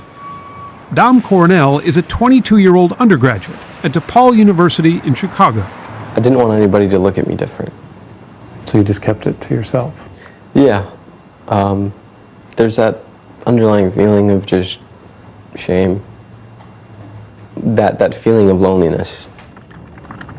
He's studying political science with the hopes of one day going to law school. My dad never went to college. My mom never went to college. I would be the first person. I knew I had to do it. Dom's parents have been out of the picture since childhood. His mom had struggled with addiction, and his dad has been in and out of prison. Money for his tuition comes from a patchwork of funding: scholarships, student loans, and some financial aid. He stretched all of that as far as he could. But last spring, he found himself living in a shelter outside of town. Sometimes you don't make it to the shelter in time because you have to be there at a certain time to get in. Sometimes I had to sleep in parks or in forests. How often would you go hungry? Like 2 days without really eating a meal. 2 days? I hate to say it, but I've eaten out of the trash before. When you're just trying to survive, you'll do whatever it takes. He had to sneak onto a commuter train just to get to class most days. And one day, it almost became too much to bear. As passionate as I was about my classes and about the things I was learning about, it just got too hard to be homeless. I remember I was standing on the platform of the L train, and honestly I thought about jumping, just giving up. What kept you from jumping? I think it was knowing very well that there are a lot more kids like me. DePaul USA, a national homeless charity, has seen the problem all across the country, and in Chicago started a homeless housing program called DOCS, designed just for students. At least this house, where it could offer at least a half a dozen students a low-cost place to stay, as long as they keep up their grades and do chores around the house. A lot of these students either had a place to call home and lost it, or never had a place to call home ever. Abe Morris, the director here, has never forgotten the day Dom came asking for help. He came into my office and I said, "Hey, have you eaten today?" He's like, "You know what?" I said, "Let's go get lunch." And in the middle of the lunch, he stopped eating. He said, "Abe, I'm sorry, I can't eat no more because I don't eat that often. My stomach is shrinking, I can't eat that much food." And at that point, it hit me like, oh my gosh, like this guy needs someplace to go now. So Abe converted an office into one more bedroom, an act that very likely saved Dom's life. It's still surreal to me. I still wake up sometimes and it's like, well, I'm here. Even now still? Yeah, even now. I feel like a weight is lifted off my shoulders. Like I can concentrate on my classes. I made it on the dean's list. Congrats. I had never done so well during a college quarter. But you never had the stability before. That's all I needed. Homelessness is indiscriminate. It can affect anyone, anywhere. Sarah Goldrick-Rabb has found students struggling all across the country, from big universities to rural colleges. There are middle-class people going through these problems, and they're going through them for the very first time in college. Most people don't realize the research on homelessness indicates that one of the guiding factors contributing to homelessness is just bad luck. Luck isn't something most educators can spot, even if they see these struggling students every day. I remember walking across campus one day and a young man walked up to me and he says, "Are you the college president?" And I said, "Yes, I am." He says, "Well, I want to talk to you because I live under a freeway." And he ended by saying, "And I want you to know that there are other students on campus just like me." Catherine Jeffrey is president of Santa Monica College in Los Angeles. It doesn't offer housing, but the school has tried to address students who are going hungry by offering food pantries, like this one. So we have a variety of canned beans and ravioli and, of course, peanut butter. All the college staples. All the college staples. While helpful, they're not the healthiest options. So Students worked with administrators to organize this farmers market. Hey, potato! Where fresh fruits and vegetables are handed out each week. Thank you. No questions asked. But perhaps the most innovative idea came from UCLA students, who, with the help of donations and grants, set up the Students for Student Shelter in a Santa Monica church. So this is our kitchen. It's completely run by more than 80 student volunteers, like Jordan Vega. We have 4 student volunteers from UCLA who are on site every day. We cook dinner for the residents. We eat together. And we really bond with each other. It's a community. It's a community. Maritza Lopez knows she was lucky to get in. There's a waiting list of at least 100 students. So that's my bed right there. She's studying art history at nearby Santa Monica College and shares this small room with 9 other homeless students. As small as it is, it's co-ed. So you don't have a lot of privacy here, though, do you? I think it's pretty private. I can't really ask for too much because I've been given a lot. Because the students who run it also have to go to class, the shelter has to empty out from 7 in the morning all the way until 7 at night. Usually, Maritza passes that time by studying on campus. I always kind of say, hey, let me think about today and tomorrow. How am I going to survive? Like, what can I do today? What can I do tomorrow? So where does all that optimism come from? I don't know. Got a little soul in here, right? You have a big soul, I think. This past June, Maritza got her associate's degree, graduating with honors. It's good. It's not high honors, but You say that like you're shy about it. That's fantastic. It hurts though, like knowing that what if I did have a place to live? I could have done way better than what I'm doing now. Maritza is now out of that shelter, and she's working on her bachelor's at her dream school, UCLA, which is covering her tuition. It was the volunteers at the Students for Student Shelter who helped hook her up with cheap housing near campus. As for Jasmine Bigham, she and her van have finally left that parking lot. Last month, she graduated from Humboldt State with a degree in kinesiology, with hopes of becoming either a teacher or an athletic trainer. We will likely never know just how many homeless students start college but then have to leave without their degrees. An elusive statistic that Dom Cornell says is actually a loss for everyone. We don't want to be looked at as, oh, there goes that homeless college kid. We're future lawyers. We're future doctors and future politicians and nurses and teachers. We may be homeless, but we're a lot more than that too.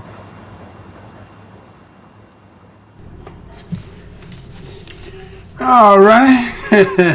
So, this was about the homeless. I didn't see no DOS in there. I'm going to keep that shit 100. I didn't see no DOS in there. And matter of fact, I just even look at that girl, the Jasmine, again. I don't know if that was really homeless, right? It just looked like it seemed like you couldn't get no housing, right? Just wasn't able. You said you weren't able to find no housing. You had, a place, the roof caved in. But somehow you got you a nice Astro van. You know what I'm saying? So, you outside like that, right? I know that's not safe for no woman to be out there like that because, you got a lot of lunatics out here. You know what I'm saying? Seeing that opportunity, they may try to knock it, right? So, but again, she maintained right? Again, one of the hardest thing of being homeless is being able to wash your ass, right? You know what I'm saying? Not being able to find a place to wash your ass. So, again, she was able to get up, going to the school, and take care of her functions, right? And going there, and ain't nobody know about her business. So I'm pretty sure somebody knew she's out there living in that van, right? So, I guess that's because, again, like I said, there's a lot of people out here who, they getting scholarships or they getting some kind of, grant money and stuff. But again, it's just, just enough to clear tuition. Like the one cat that went to DePaul. I did my research and they're talking about $36,000 to $40,000 a damn year to go to DePaul. Huh? And here it is, you ain't got no, You know what I'm saying? You coming from already from a situation because they said his father was in and out of jail, mother was kind of dealing with the drugs, so there's no real economic situation there. And even if you getting money to pay for the tuition, again, you gotta have housing, right? You have to be able to eat. You know what I'm saying? There's a lot of things. Again, the way that it's, this system is making the people who are poor to even be educated. And then you see where that I think it was Marissa and them again. They was basically living like in a county jail. All them hots and cots was up in there, right? I'm saying they was stacked up with them bunk beds, right? You know what I'm saying? Ain't no privacy, shit. Everything got to be in the open. You know what I'm saying? They in college. Mugs trying to get it in, so you can pretty much think some of the wildness that's going up in there, right? So they're talking about 1 in 10 college student is homeless, because again, a lot of them are coming from conditions where they don't have no economics. So again, they may get the money to get the tuition, but other than that, they ain't got no other money, right? So a lot of times a little extra Pell Grant money, trying to make that stretch again for those who know a little bit about that, right? Depending on what kind of money you getting, and so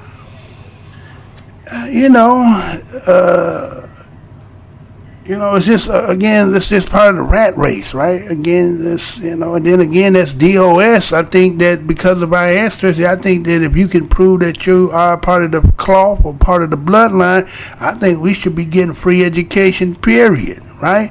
There's a lot of free things we should be getting. We should be paying for that. Now, again, other people who might be DACA and stuff like that, a lot of people going to have their ins and outs about that, but I'm just saying, in your case, we got sweat and blood equity, right? I'm saying that again. We got sweat and blood equity. So when I say that, don't be offended. It's just because, again, we have contribute to this country more than anybody else. It might have been, again, depending on who we want to say who's who.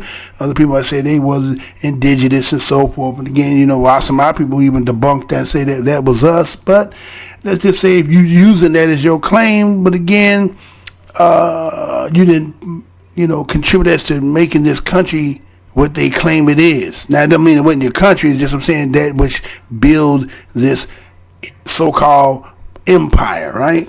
And so, based on being the prosperity of those, again, there's certain perks we should be getting, and I think a lot of people have benefited on perks, again, that we have not been able to benefit. So I guess that there should be some other things, again, free schooling.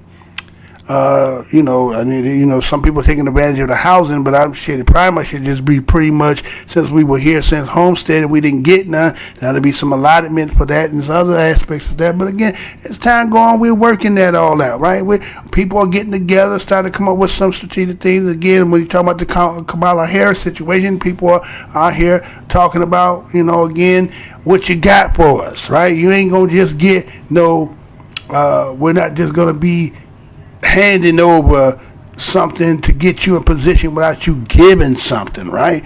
And so when we see situations like this, again, I look at more from the standpoint of a DOS, that again, in that situation, a lot of times we get in scholarship because, again, as men, young men, you have something to offer that the school wants, which is, again, your talent brings more students, right? It gives them a place so that they can celebrate while they're studying, having something to have part of school curriculum, right? That brings, millions and billions of dollars, right?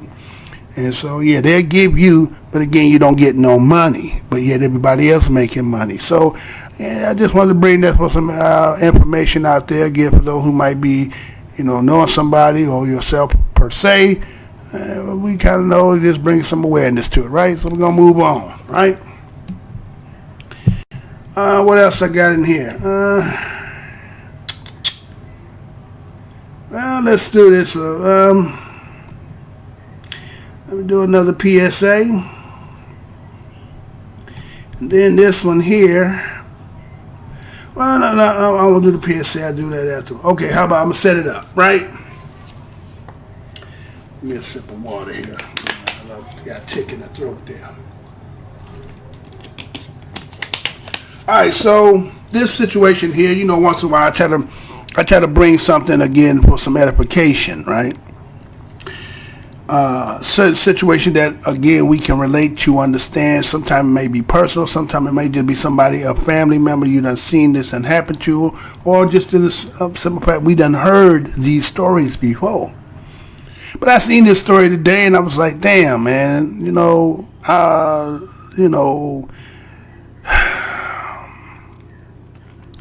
lot of times people like to take certain things when they parts of things that are supposed to be institutional and supposed to have a let's say a process how they determine things that's supposed to be used to be fact or evidential and stuff like that.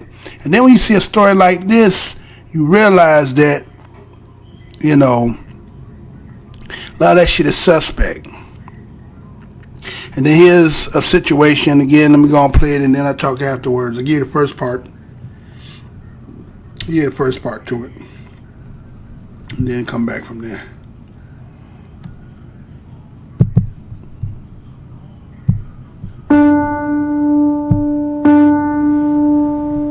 At 6:45 in the morning of November 3rd, 1984, a man walked into a police station on the north side of Milwaukee to report that he'd found what appeared to be a body lying in a lot near his home.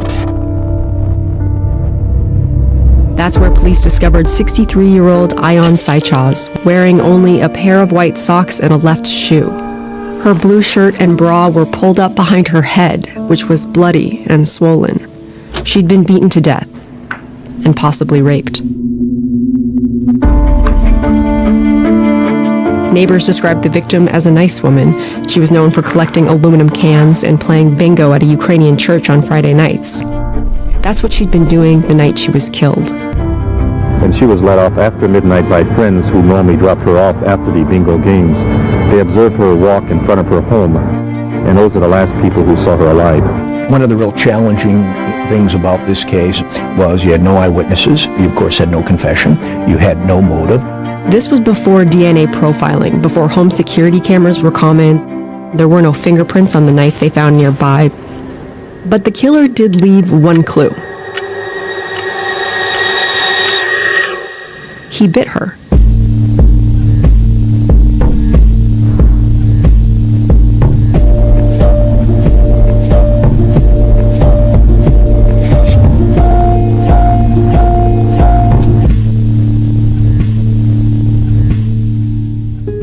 Investigators took 60 photographs of numerous bite marks.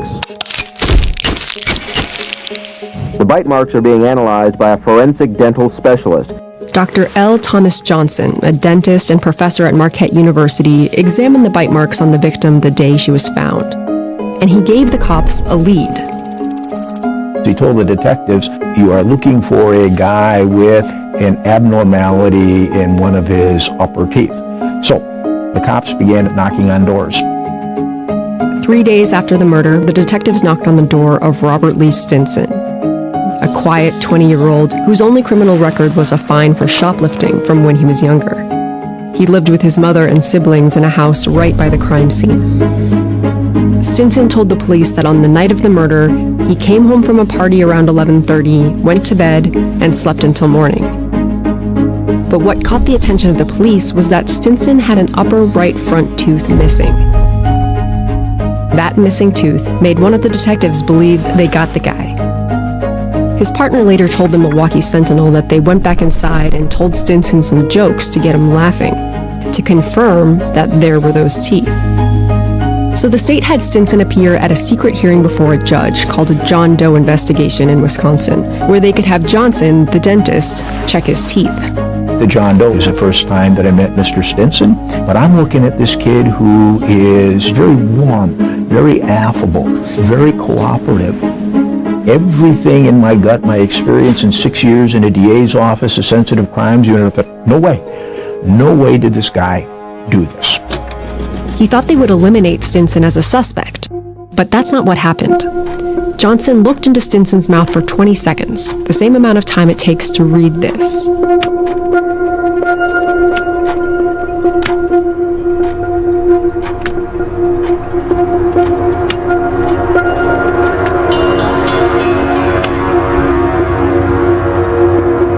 And then Johnson Johnson said Stinson's teeth matched a sketch that he and a police artist had made, a sketch of what the suspect's teeth would look like based on the bite marks. Nobody brought the drawing to the hearing, but Johnson said, "It resembles what I see here. Stinson's mouth," he said, "certainly is consistent with what I drew. It is remarkable." And that was enough for the court to order a full dental examination. But if they'd had the sketch in the room, they would have seen that it said the suspect would be missing a lateral incisor. Stinson was missing a central incisor, his right front tooth. But now the dentist was on the record saying that they matched. The field of bite mark analysis is one of the so-called pattern-matching disciplines in forensic science. Fingerprints are the best-known example, but the group also includes shoe prints, tire treads, handwriting, and bullet casings. We call them forensic sciences, but they developed independently of what we typically think of as the science world. The universities and research hospitals, peer-reviewed journals, grant-funding organizations, those institutions of basic research have fed some forensic fields, but many others lack that foundation. You get up the street to the University of Wisconsin and you look for the Department of Fingerprints or the Department of Shoe Impressions. It's not there. That's because these fields developed mostly in response to crime scenes and the obligation to study whatever bits of information they contained. The examiners look at samples closely and make a subjective assessment of how similar they are. You know, it's funny, when people watch CSI or think about forensic science, they often think that it's very high-tech and glossy and perfect and often automated. And in the real world, the pattern identification sciences do not work like that. It's not that subjectivity makes it illegitimate or necessarily incorrect, but we ought to know something about how accurate it is. We ought to know something about how accurate it is. For the criminal justice system, this is still a new idea. So at the time of Stinson's case, nobody knew how accurate or inaccurate bite mark analysis was.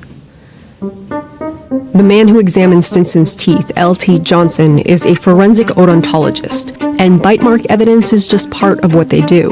When we have tragedies, plane crashes, or other kinds of terrible events, sometimes we use teeth that are found to help identify human remains, and that's an important tool, and I believe quite an accurate one.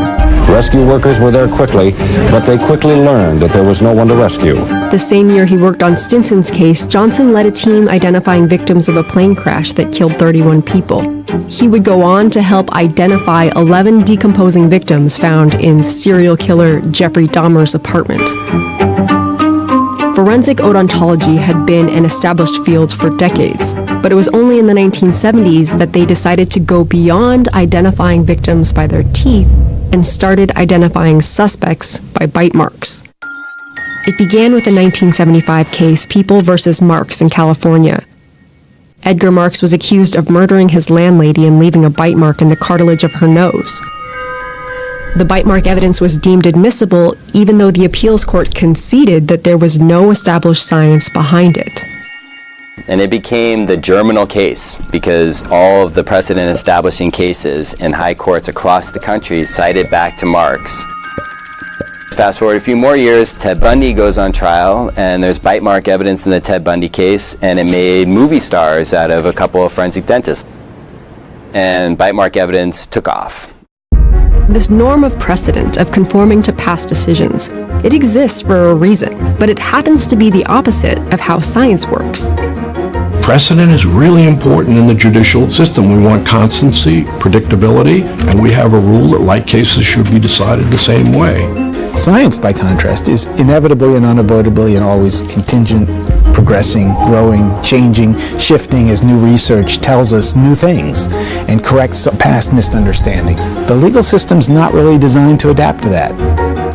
So a game of judicial telephone convinced the courts that bite mark identification was an accepted area of science, when in fact, it had never been tested. There's no science that we have seen to support that. It's really quite astonishing. It's the one thing that gets me truly agitated. It's because there's just no science to support it. A month after Johnson collected models and photographs of Stinson's teeth, he came back with his final conclusion. The teeth of Robert Lee Stinson would be expected to produce bite patterns identical to those which I examined in this extensive and exhaustive analysis. He said the evidence was overwhelming. The sketch Johnson referenced at the prior hearing, it was never mentioned again.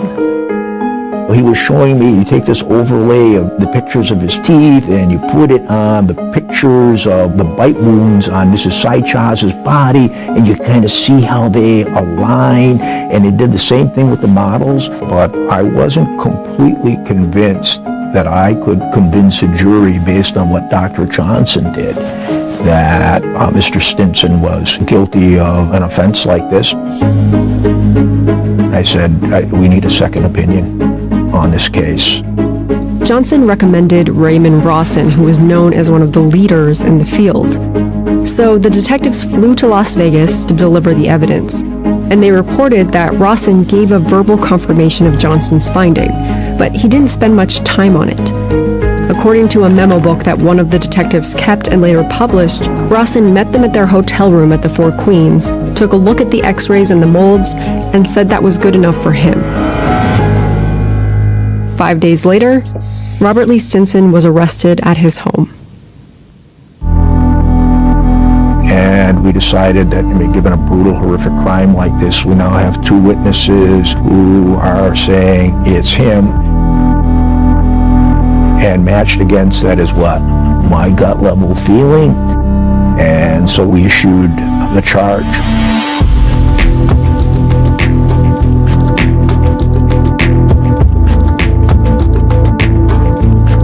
Dr. Johnson seemed to make sense to me. We had Mr. Stinson who was lying about his alibi. And ultimately, the theory is, of course, the truth will emerge. That was a jury to decide he must be wrong. It's so absurd.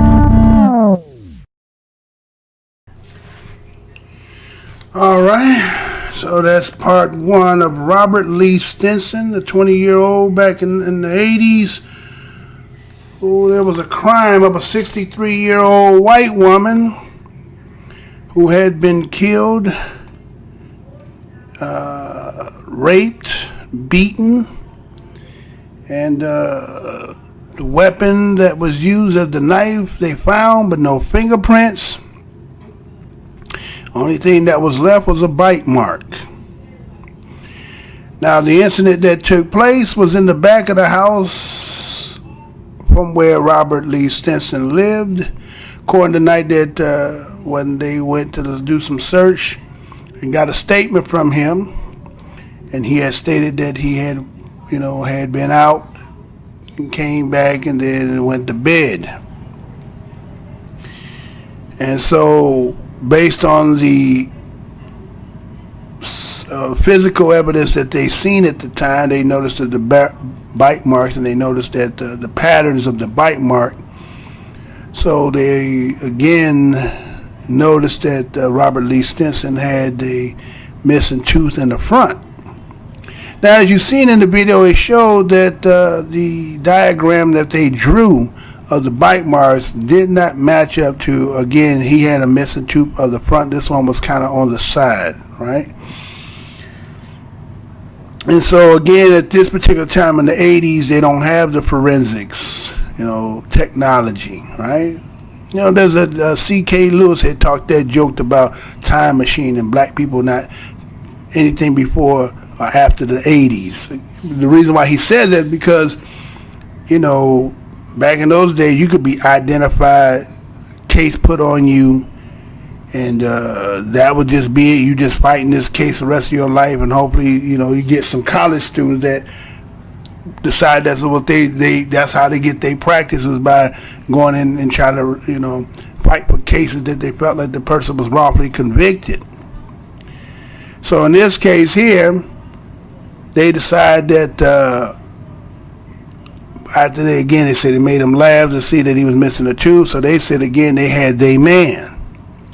Now again, they don't have the evidence at this time, so what they're going to do is they're going to get this, there's an ondontology, right? Ondotology, right? Ondotology, and which is, this person who, again, supposed depression of teeth and all that, so end up getting a court order where they was able to, get him. This is him, John Doe, something about with John Doe, right? Well, they was able to get the impression of his teeth, but see that they didn't match up. But still, they were going to get it because, again, what they're not saying so far that you're hearing is that that was a white woman, right? A white woman had been killed. And so, again, they don't have anybody. So, again, of course, they're going to make this square peg in this round hole fit. So, again, they had somebody supposedly who has the expertise, who they flew out to Las Vegas, went to the hotel. He comes to their hotel, looks at the x-ray tube, said, that's good enough for me. Bam, boom. And now my man is being apprehended and being arrested for the charge of the murder, right? And, that's just how things happen, right? A lot of brothers done been locked up. Again, they used to always say that, black men in jail always crying that they innocent. That's a running joke white mugs say all the time. Oh, everybody in jail is innocent. They all say they're innocent. Kind of funny when now we're doing reflective of revelation time, unfolding and revealing, that we're going back and we're seeing a lot of these cases and just seeing how things are just being just slapped together to get convictions, right? Matter of fact, as we're talking about that again, as you said in the video on the first part here, that you see that the prosecutor, that was the district attorney or prosecutor, said that he believed, based on his tenure, that the demeanor of the young man, the cooperative of the young man, the spirit of the young man, he believed this man did not do it. But again, they had a man. And again, when your merit and your profession is based on convictions, then again, kind of like the Kamala Harris and stuff that's been coming out on the Kamala Harris issues, right? They're talking about how she was kind of a hang 'em high judge, or hang 'em high prosecutor, right? You ever seen the movie Hang 'em High with Clint Eastwood, and then out here hanging him up because everything. That's what he did, hang 'em high. You come there, you was getting convicted. 99.9% conviction rate, meaning you come there and get convicted, you was done.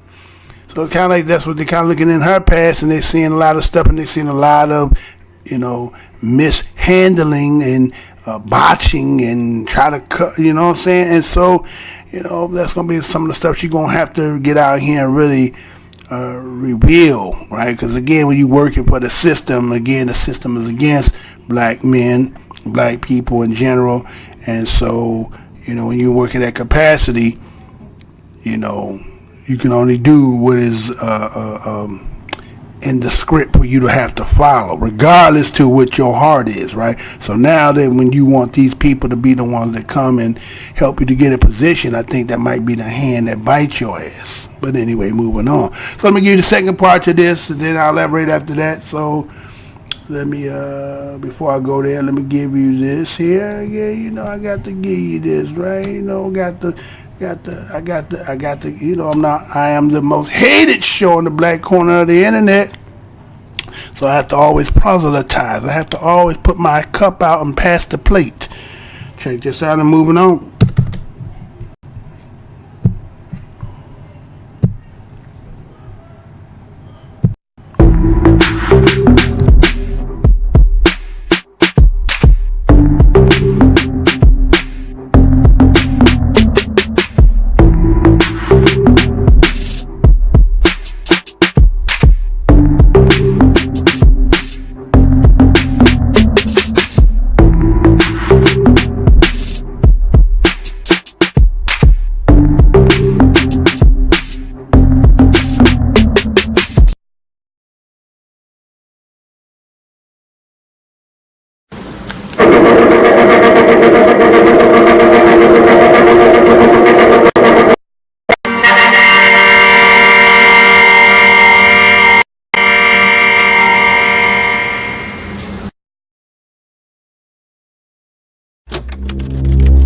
It was 1985, and Robert Lee Stinson was on trial for the murder of his neighbor. She was the 63-year-old widow found dead near the corner of 7th and Center Streets. The crucial evidence in this case is bite marks found on the body of the victim. 2 forensic dentists said the bite marks matched Stinson's teeth, but there were some puzzling discrepancies. They claimed Stinson's broken tooth made this mark, even though there was no mark for the adjacent full-size tooth. And when they were called to testify in court, nobody asked them about that. The bite had to be inflicted by a dentition identical to that of Mr. Stinson's. Stinson's trial was a test of whether our criminal justice system was capable of detecting unreliable forensic science. And with the future and freedom of a young man on the line, the result was an absolute, system-wide failure.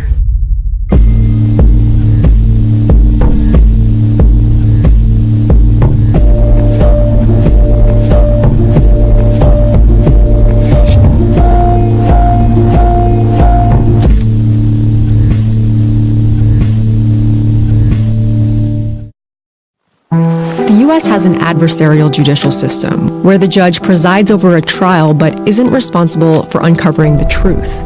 Instead, it's up to the opposing lawyers to present evidence and witnesses that support their version of events.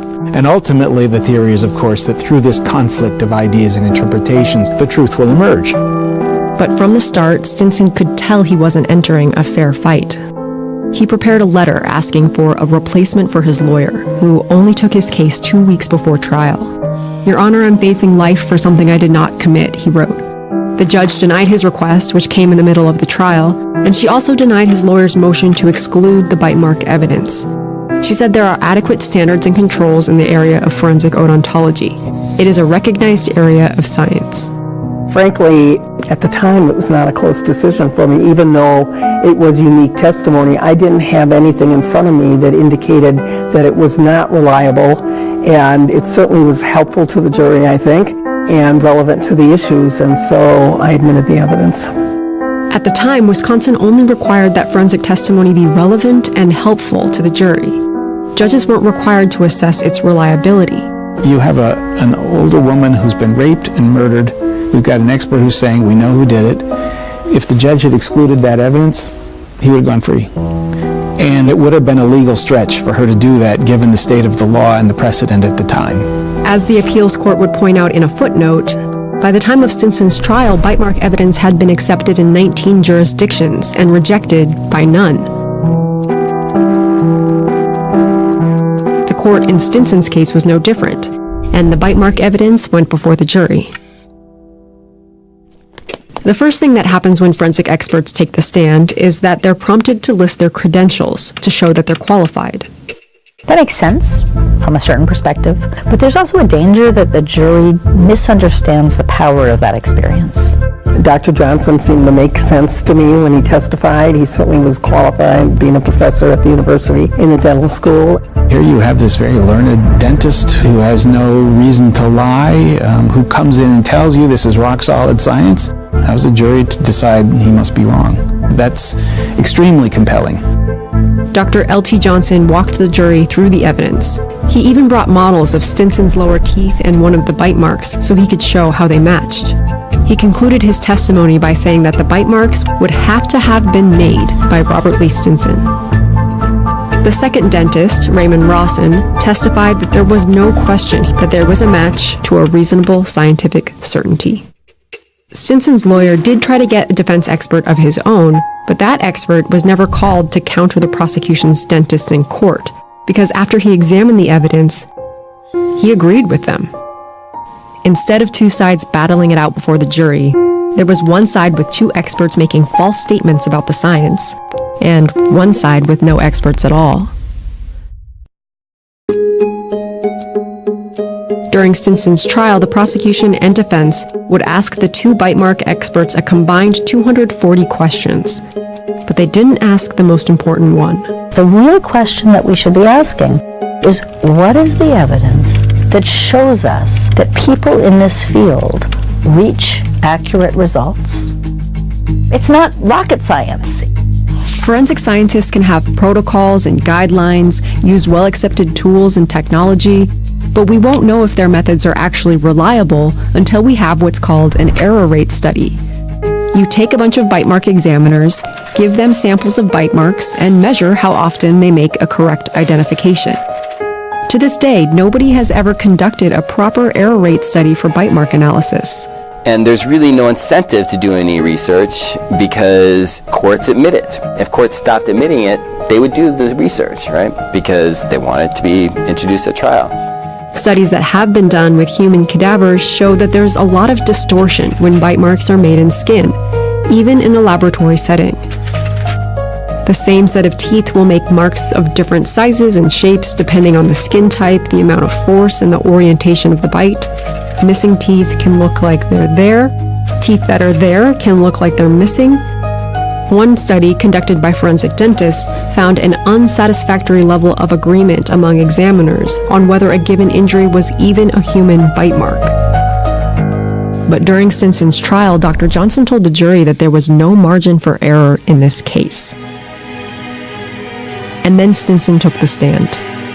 He said he was at a party until about 12:30, went home, and then later went back out to go to the store with a friend. He said as they walked behind his house, he heard footsteps and shushing coming from the back of the alley. But when Stinson first spoke to the police 3 days after the murder, he had only told them that he went home after the party and went to bed. As the prosecutor pointed out at the trial, he had changed his story.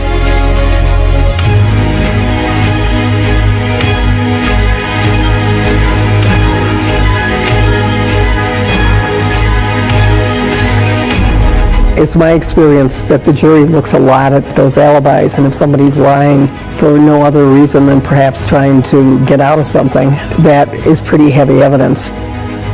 After a 3-day trial and less than 2 hours of deliberation, the jury found Stinson guilty of first-degree murder, and he was sentenced to life in prison. On appeal, Stinson challenged the admissibility of the expert testimony in his trial, but the Wisconsin Court of Appeals affirmed his conviction. They were impressed by the dentist's elaborate methods. Dr. Johnson used an acrylic ring, special three-dimensional indentation technique, 75 individual tooth marks. They actually claimed the reliability of the bite mark evidence in this case was sufficient to exclude to a moral certainty every reasonable hypothesis of innocence. It's so absurd. Tarot card readers have a very complex, ancient methodology. It doesn't mean that they can tell your fortune. And with that ruling, Stinson became the precedent-setting case for bite mark evidence in Wisconsin. 7 years later, the U.S. Supreme Court issued a decision, the Daubert ruling, which should have changed the entire landscape for forensic science. It said that trial judges must assess whether expert testimony is based on reasoning or methodology that is scientifically valid. Daubert talks about reliability, validity, empirical data, error rates, peer review, has all the good stuff. And scientists would look at it and feel their hearts would patter, they'd be cheered, because it says all the right words. But the problem is, it also says it's a flexible standard. The Daubert ruling gave judges a new gatekeeping role, but at the same time, it said that vigorous cross-examination and presentation of contrary evidence are still an appropriate means of attacking shaky but admissible evidence. So even though judges are supposed to evaluate expert testimony, they can still choose to offload that responsibility. They don't want to be responsible for letting the killer go free because they excluded the evidence. After all, the system has always relied on the attorneys to cross-examine witnesses they disagree with and present contrary evidence. Public defenders are by and large overwhelmed and often don't have the funding to hire their own independent experts, but they shouldn't have to.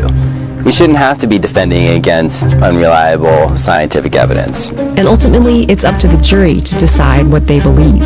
I mean, the instructions are very clear that the jury does not have to give any further weight to an expert than any other witness. What kind of weight they want to give to them is totally up to them.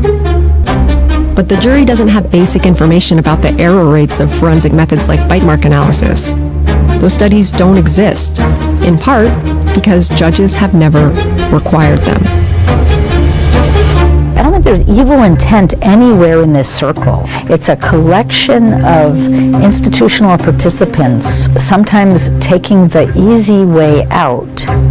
Nothing is suitable in our existing system for making the scientific determination that this evidence is questionable, and here's what juries and judges ought to know about it. It's not happening.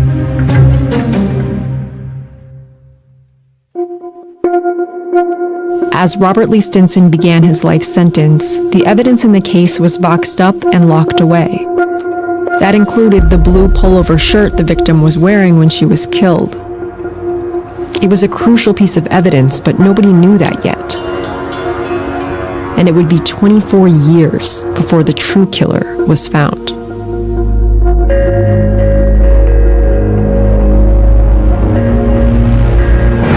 Today's TMJ4 exclusive on Live at 6. He was locked up for 23 years.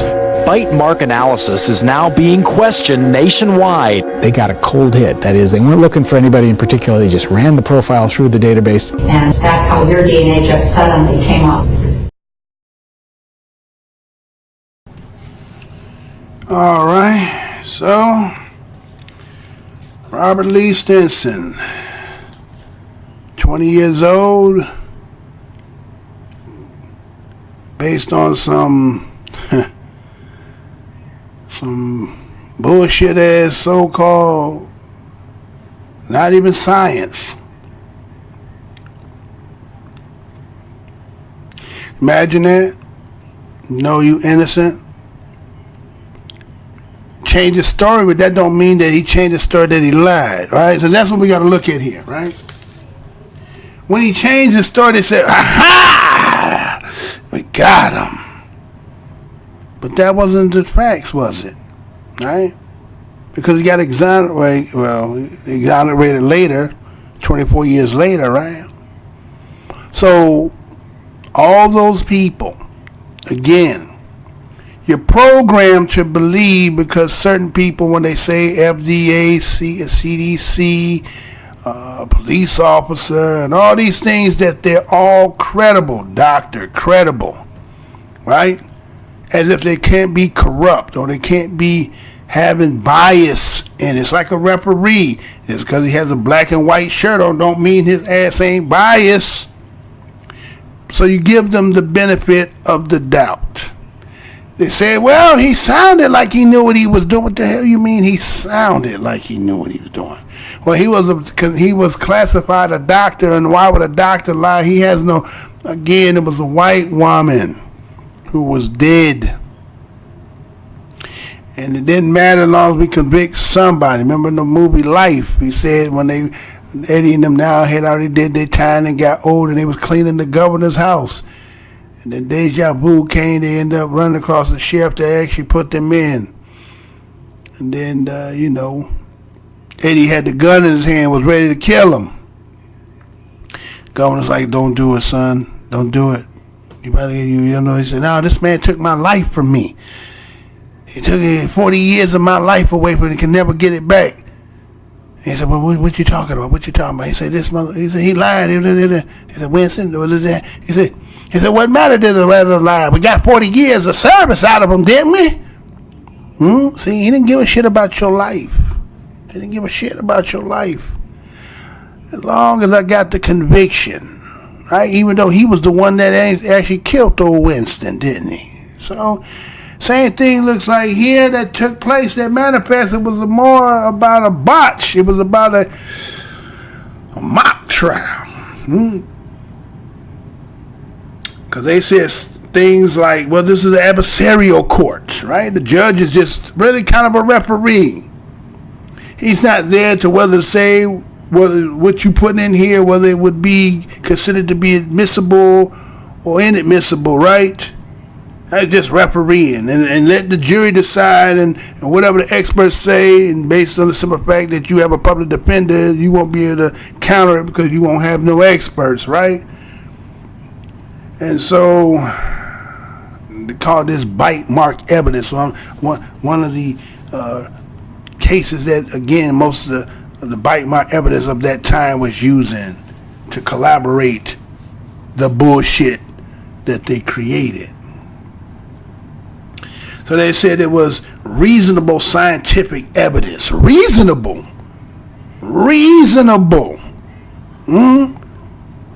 Very subjective, right?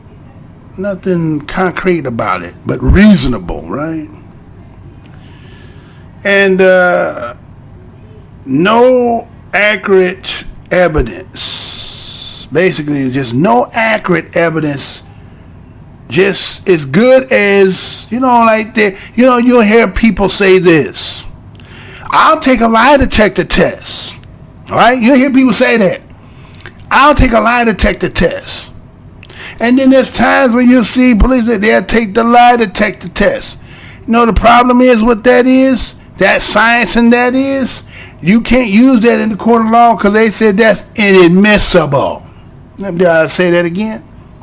But people fall for it because they say you can tell the truth. This dude that sit there and he's reading the Pulse, again, based on, he say, ask you a question, again, reading your vital signs, you're lying again. Can he be biased?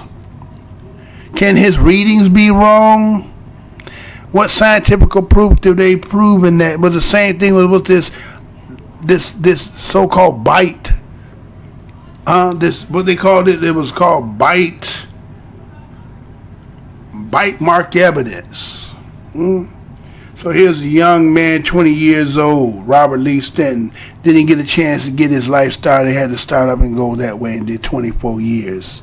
All right, 24 years he wastes away. Right? Then after he gets out, let me show you this. Let me read this to you. All right, let me see if I can pull it up. Might let me do it, may not let me do it, right? Let me see if I can pull it up. All right. That's over here, looking like dead over here, right? It's saying look, it's dead. They don't want to trying to wake it back up, right? Maybe don't want to do it, right? I don't want to do it. But there's a story to this, right? But I don't want to, they're saying like I don't want to do it now. Okay. So not going to be able to do it. Matter of fact, let me see if I can pull it up. Let me pull it up. Because he actually went back and he wanted to sue the, I think it was the detectives and the so-called ontologists who said that their science, right, was accurate. And that was what convicted him, right? So let me see if I can pull that up right quick. Hold on 1 second, y'all. What was it doing else? It was 1 quick second. I had it somewhere, but it won't pull up on that other thing there. All right. Pull it up right here. Let's see. All right.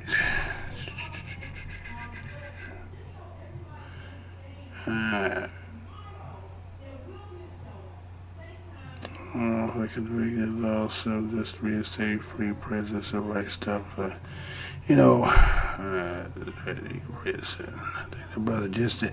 And this, I think he just got on August 18, 2018 at that too, right? But it was something I had read earlier. Let me see if that's it here. Well, he actually went back and he tried to prosecute them, but they had immunity. They got immunity. Can you believe that shit? That they had got immunity. There was a lot of people of negligence in that case, and they got immunity so that now he couldn't get recuperated or he couldn't get compensated based on that.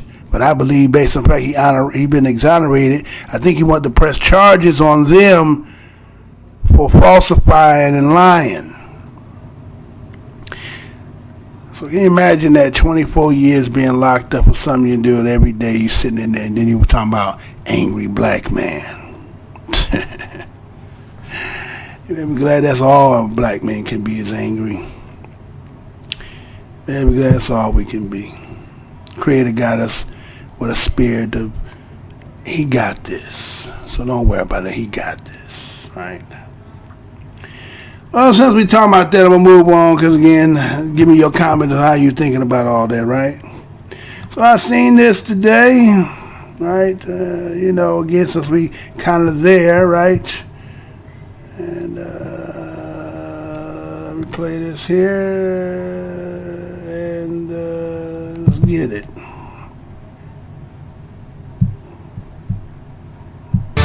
Good afternoon. I'm Natalie Solis. Amber Guyger, the fired Dallas police officer charged with murder in the shooting death of Botham Jean last September, appeared in court this morning. Fox 4's Sean Rabb was there and joins us in the newsroom with what happened. Sean. Hey, Natalie, the legal name for these early proceedings called announcement settings. Amber Guyger is required to be present at each of these meetings.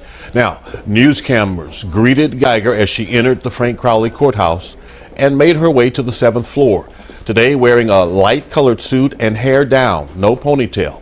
She waited in an empty courtroom across the hall from where her trial will take place before Judge Tammy Kemp. Her attorneys could be seen taking documents in and out to Guyger, presumably for her to sign. Darrell K. Washington, Botham Jean's family civil attorney, was also at court. Anthony Farmer is a defense attorney not involved in this case, but today helping us understand what happens in these announcement settings.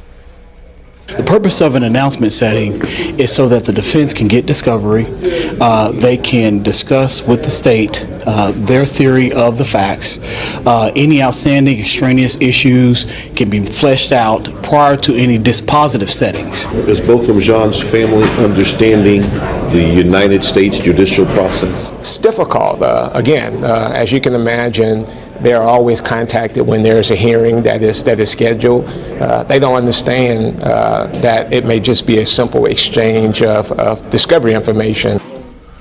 Now, there is a gag order imposed by Judge Kemp keeping Guyger, her attorneys, and prosecutors from talking about the case, part of the judge's efforts to try and keep the trial in Dallas County, anticipating at some point the defense will file a motion for change of venue.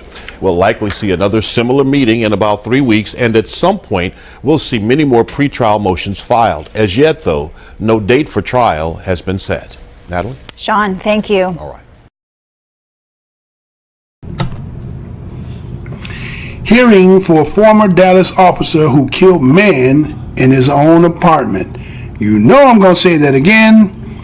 Hearing for former Dallas officer who killed man in his own apartment. Story was done January the 29th, 2019. Come from CBS Dallas Fort Worth. This is what it says. Now fired Dallas police officer and accused murderer Amber Guyger spent part of the morning inside a Dallas courthouse where motions pertaining to her upcoming trial were addressed. During the announcement setting, District Judge Tammy Kemp met behind closed door with attorneys, while Guyger was not required to answer any questions. She did have to be there. Flanked by her attorney, Guyger arrived at court just before 9 a.m. As preparations are made for the trial, CBS 11 News learned that the prosecutors issued a subpoena for all of Guyger's training records from the police academy, her field training, her tenure as a Dallas police officer. During Guyger's first court hearing on January 8th, Judge Kemp expressed concern about the defendant's constitutional rights and issued a gag order preventing attorneys on both sides from discussing the case prior to during the trial. Guyger is facing the murder charge for the September 2018 shooting death of 26-year-old Botham Jean. Guyger, who was still an officer with the Dallas Police Department and was off duty at the time, walked into a unit at the South Side Flats apartment that she said she mistook for her own and shot Jean twice. She said she thought he was an intruder. Dallas County prosecutors convened a grand jury in November and Guyger was indicted for murder. The trial is expected to start later this year. All right, so there's an update on the Guyger story, the Botham Jean Guyger story, where the Dallas cop who mistook supposedly his apartment for her own, comes in, shoots and kills the man, shoot him twice. And this is the update, because again, it looks like they're having proceedings that are really not really proceedings, and it, shuffling paper, and you heard the aspect as to how they're holding this. Again, we see what's happening here, right? We become accustomed to seeing how they formulate. Again, I already did the video. Those who avid watchers of this show, I already done laid out what that is, right? The old English law that talks about duel by combat. God has judged the victor, the one that's still standing, especially when it comes to police officers. So again, they use the term to give you the psychological aspect of relief, or like they've done something when they said somebody is in the fired, right? But it seemed like the state's still the ones, look like the damn administration is still fighting on behalf. So where's your own, economics, supporting for your own fight, your defense? I'm not understanding that. I'm not, you know what I'm saying? Again, if you terminate it, then you lose all benefits, right? Again, unless I guess it's the fraternity, the union, right? I guess the fraternal police, right? Maybe that's what that is. But again, so they did that. The same thing when you looked in the Chicago case. That's what happened there. Again, people got terminated, but again, reinstated, right? And so, again, that's just how it goes, right? So it looked like trying to change the venues. Again, you know why they want to do that, because again, the person feels like he can't get a fair trial. But I don't know, other than, again, as we looked at the case prior with the Robert Lee Stinson, again, evidence is kind of, I guess you could say it's subjective to depending on who's looking at it, right? And so in this case here, this is all about what was in the psychology of the individual at the time. What was their motive there? Or was it really what had took place?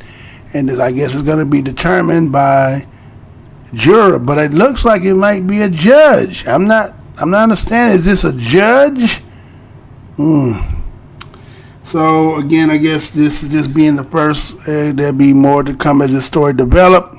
So, I'll give more on it. But again, it's just being disgusted about the Robert Stinson aspect, right? That happens to so many of our brothers. Again, I keep telling people, black people don't condone when people know they're wrong. That's one thing you won't see us do. When people are in the wrong and they're righted, or wrongly being, when they right, now that's when we advocate for it, right? So again, this story will develop more as time go on. Again, they've been kind of hush-hush, and not too much had been out. You see, they put a gag order, so again, they don't want certain things being said again, because again, we see the modus operandi. We see how it operates, right? We see how this being moved, right? So, hold on. Again, already at the 2-hour mark. And so, what I got here? Well, let's see. Well, I was going to do that, but I guess I'm not going to do him. So I'm going to just do this one here because, okay, that one won't play. It won't even play. Hold on. I guess I could go there. I guess I'm not doing it because the last one won't play. So I guess what I'm going to do is I'm going to get at the 2-hour mark. So we're going to go ahead and close the show. And I want to thank everybody who will come and see the retape. You don't get to see it live for 90 days. But if you should want to see it live, all I need you to do is go to Black Minds TV. That's BLAKMINDZ TV. Subscribe. When I see the numbers getting up, I'll know that you guys are coming over there. Hit that bell so that you can get the notification, and then I can actually go there to be as a secondary for the suspension, right? If I want to do a live show, that you can come there and get the live show. If not, then you just keep coming to this channel here and you'll get the retape. So again, that's Black Minds TV, BLAKMINDZ TV. Subscribe today. So, you know how it is. Mr. Blow Your Mind coming with another thought-provoking show. Okay, and so we're going to go ahead and get it on out of here. Again, I appreciate for all those who coming by. Hopefully you subscribers, hit that like button, and do what y'all do. Until the next show, peace, love, hair grease, and all that. Portions of the following.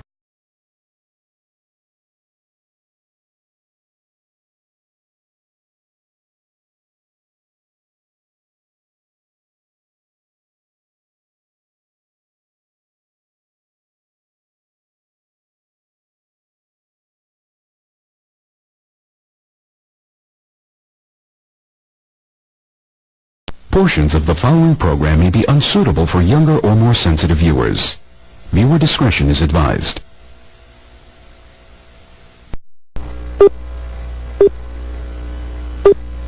Remember, the enemy has only images and illusions, behind which he hides his true motives.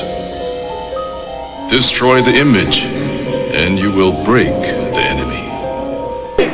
I'm here to tell you tonight that the businessmen, the mayor of this city, the police commissioner of this city, and everybody in the white power structure of this city must take a responsibility for everything.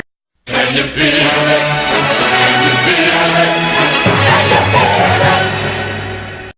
Luther and I, and everyone in this arena tonight, are unified by the same great American values. We're proud of our country. We respect our flag.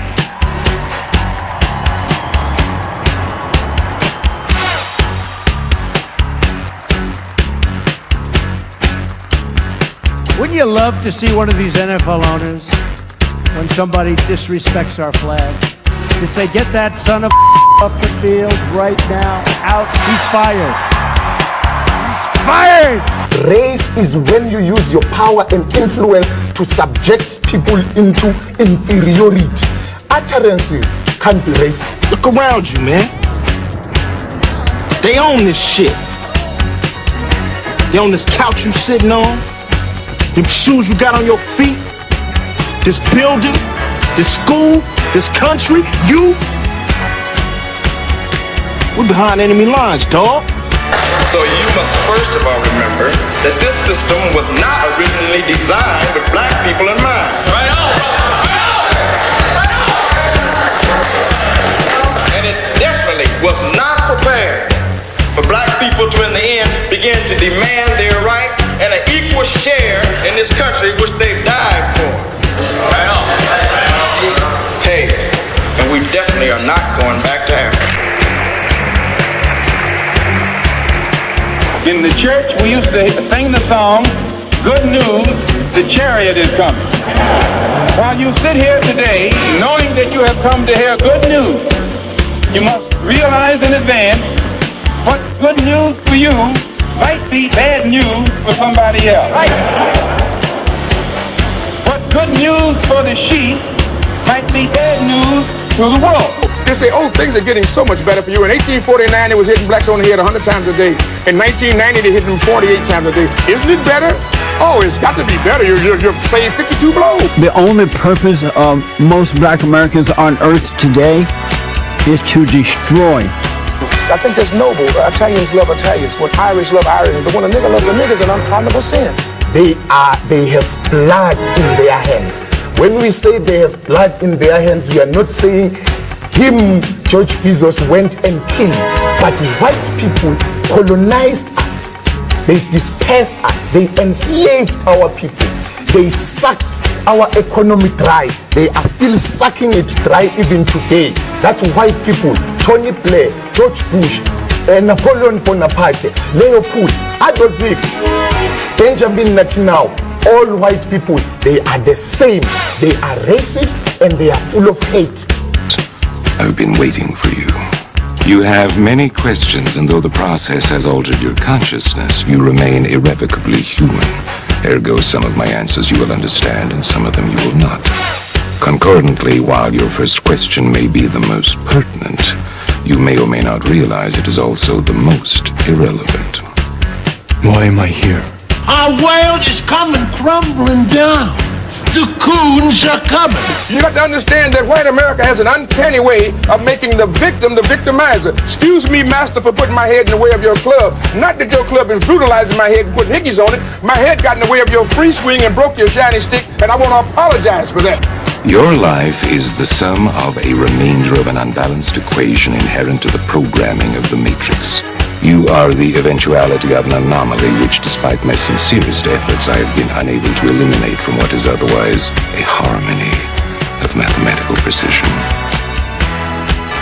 While it remains a burden assiduously avoided, it is not unexpected and thus not beyond a measure of control, which has led you inexorably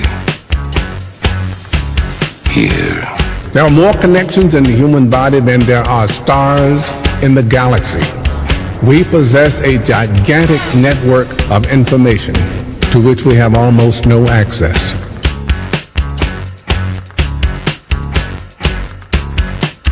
Matrix is older than you know. I prefer counting from the emergence of one integral anomaly to the emergence of the next, in which case this is the 6th version. 5 months before me. There are only 2 possible explanations. They were 5 months before me. Either no one told me, or no one knows. Precisely. As you are undoubtedly gathering, the anomaly is systemic, creating fluctuations in even the most simplistic equations. Control me! I'm gonna smash you to bits! You can't make me do anything like my trick! Choice. The problem is choice. Let us remember that we are not brutalized because we're Baptists. We're not brutalized because we're Methodists. We're not brutalized because we're Muslims. We're not brutalized because we're Catholics. We're brutalized because we are black people in America. Because white people made him to be what he is. They made him to look evil, because that's their role, to make all of us black people to look evil and to hate ourselves. I can't hate. You're a nigga till you die. If you're a poor nigga, you're a poor nigga. If you're a rich nigga, you're a rich nigga. But you never stop being a nigga. And if you get to be educated, you're just an educated nigga. Well, I'm told every day I'm on air that I'm racist because I call out racism. That is maddening to me, and I'm crying about it because it's crazy. So the Honorable Elijah Muhammad is teaching you and I and trying to tell the white man to get this powder keg out of his house.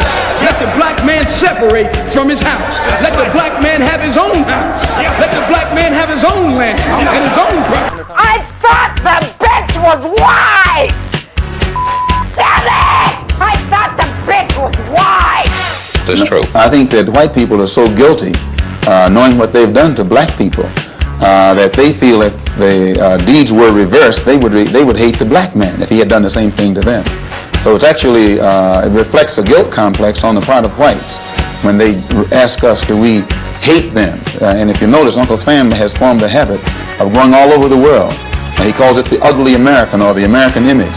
He thinks that everybody hates him because it's a guilt complex. And if you think that if you are worried about Europeans hating you, and they're your allies and your cousins, well, naturally it would follow for you to think that Negroes in this country would hate you, especially in light of what has been done to black people in this country by white people.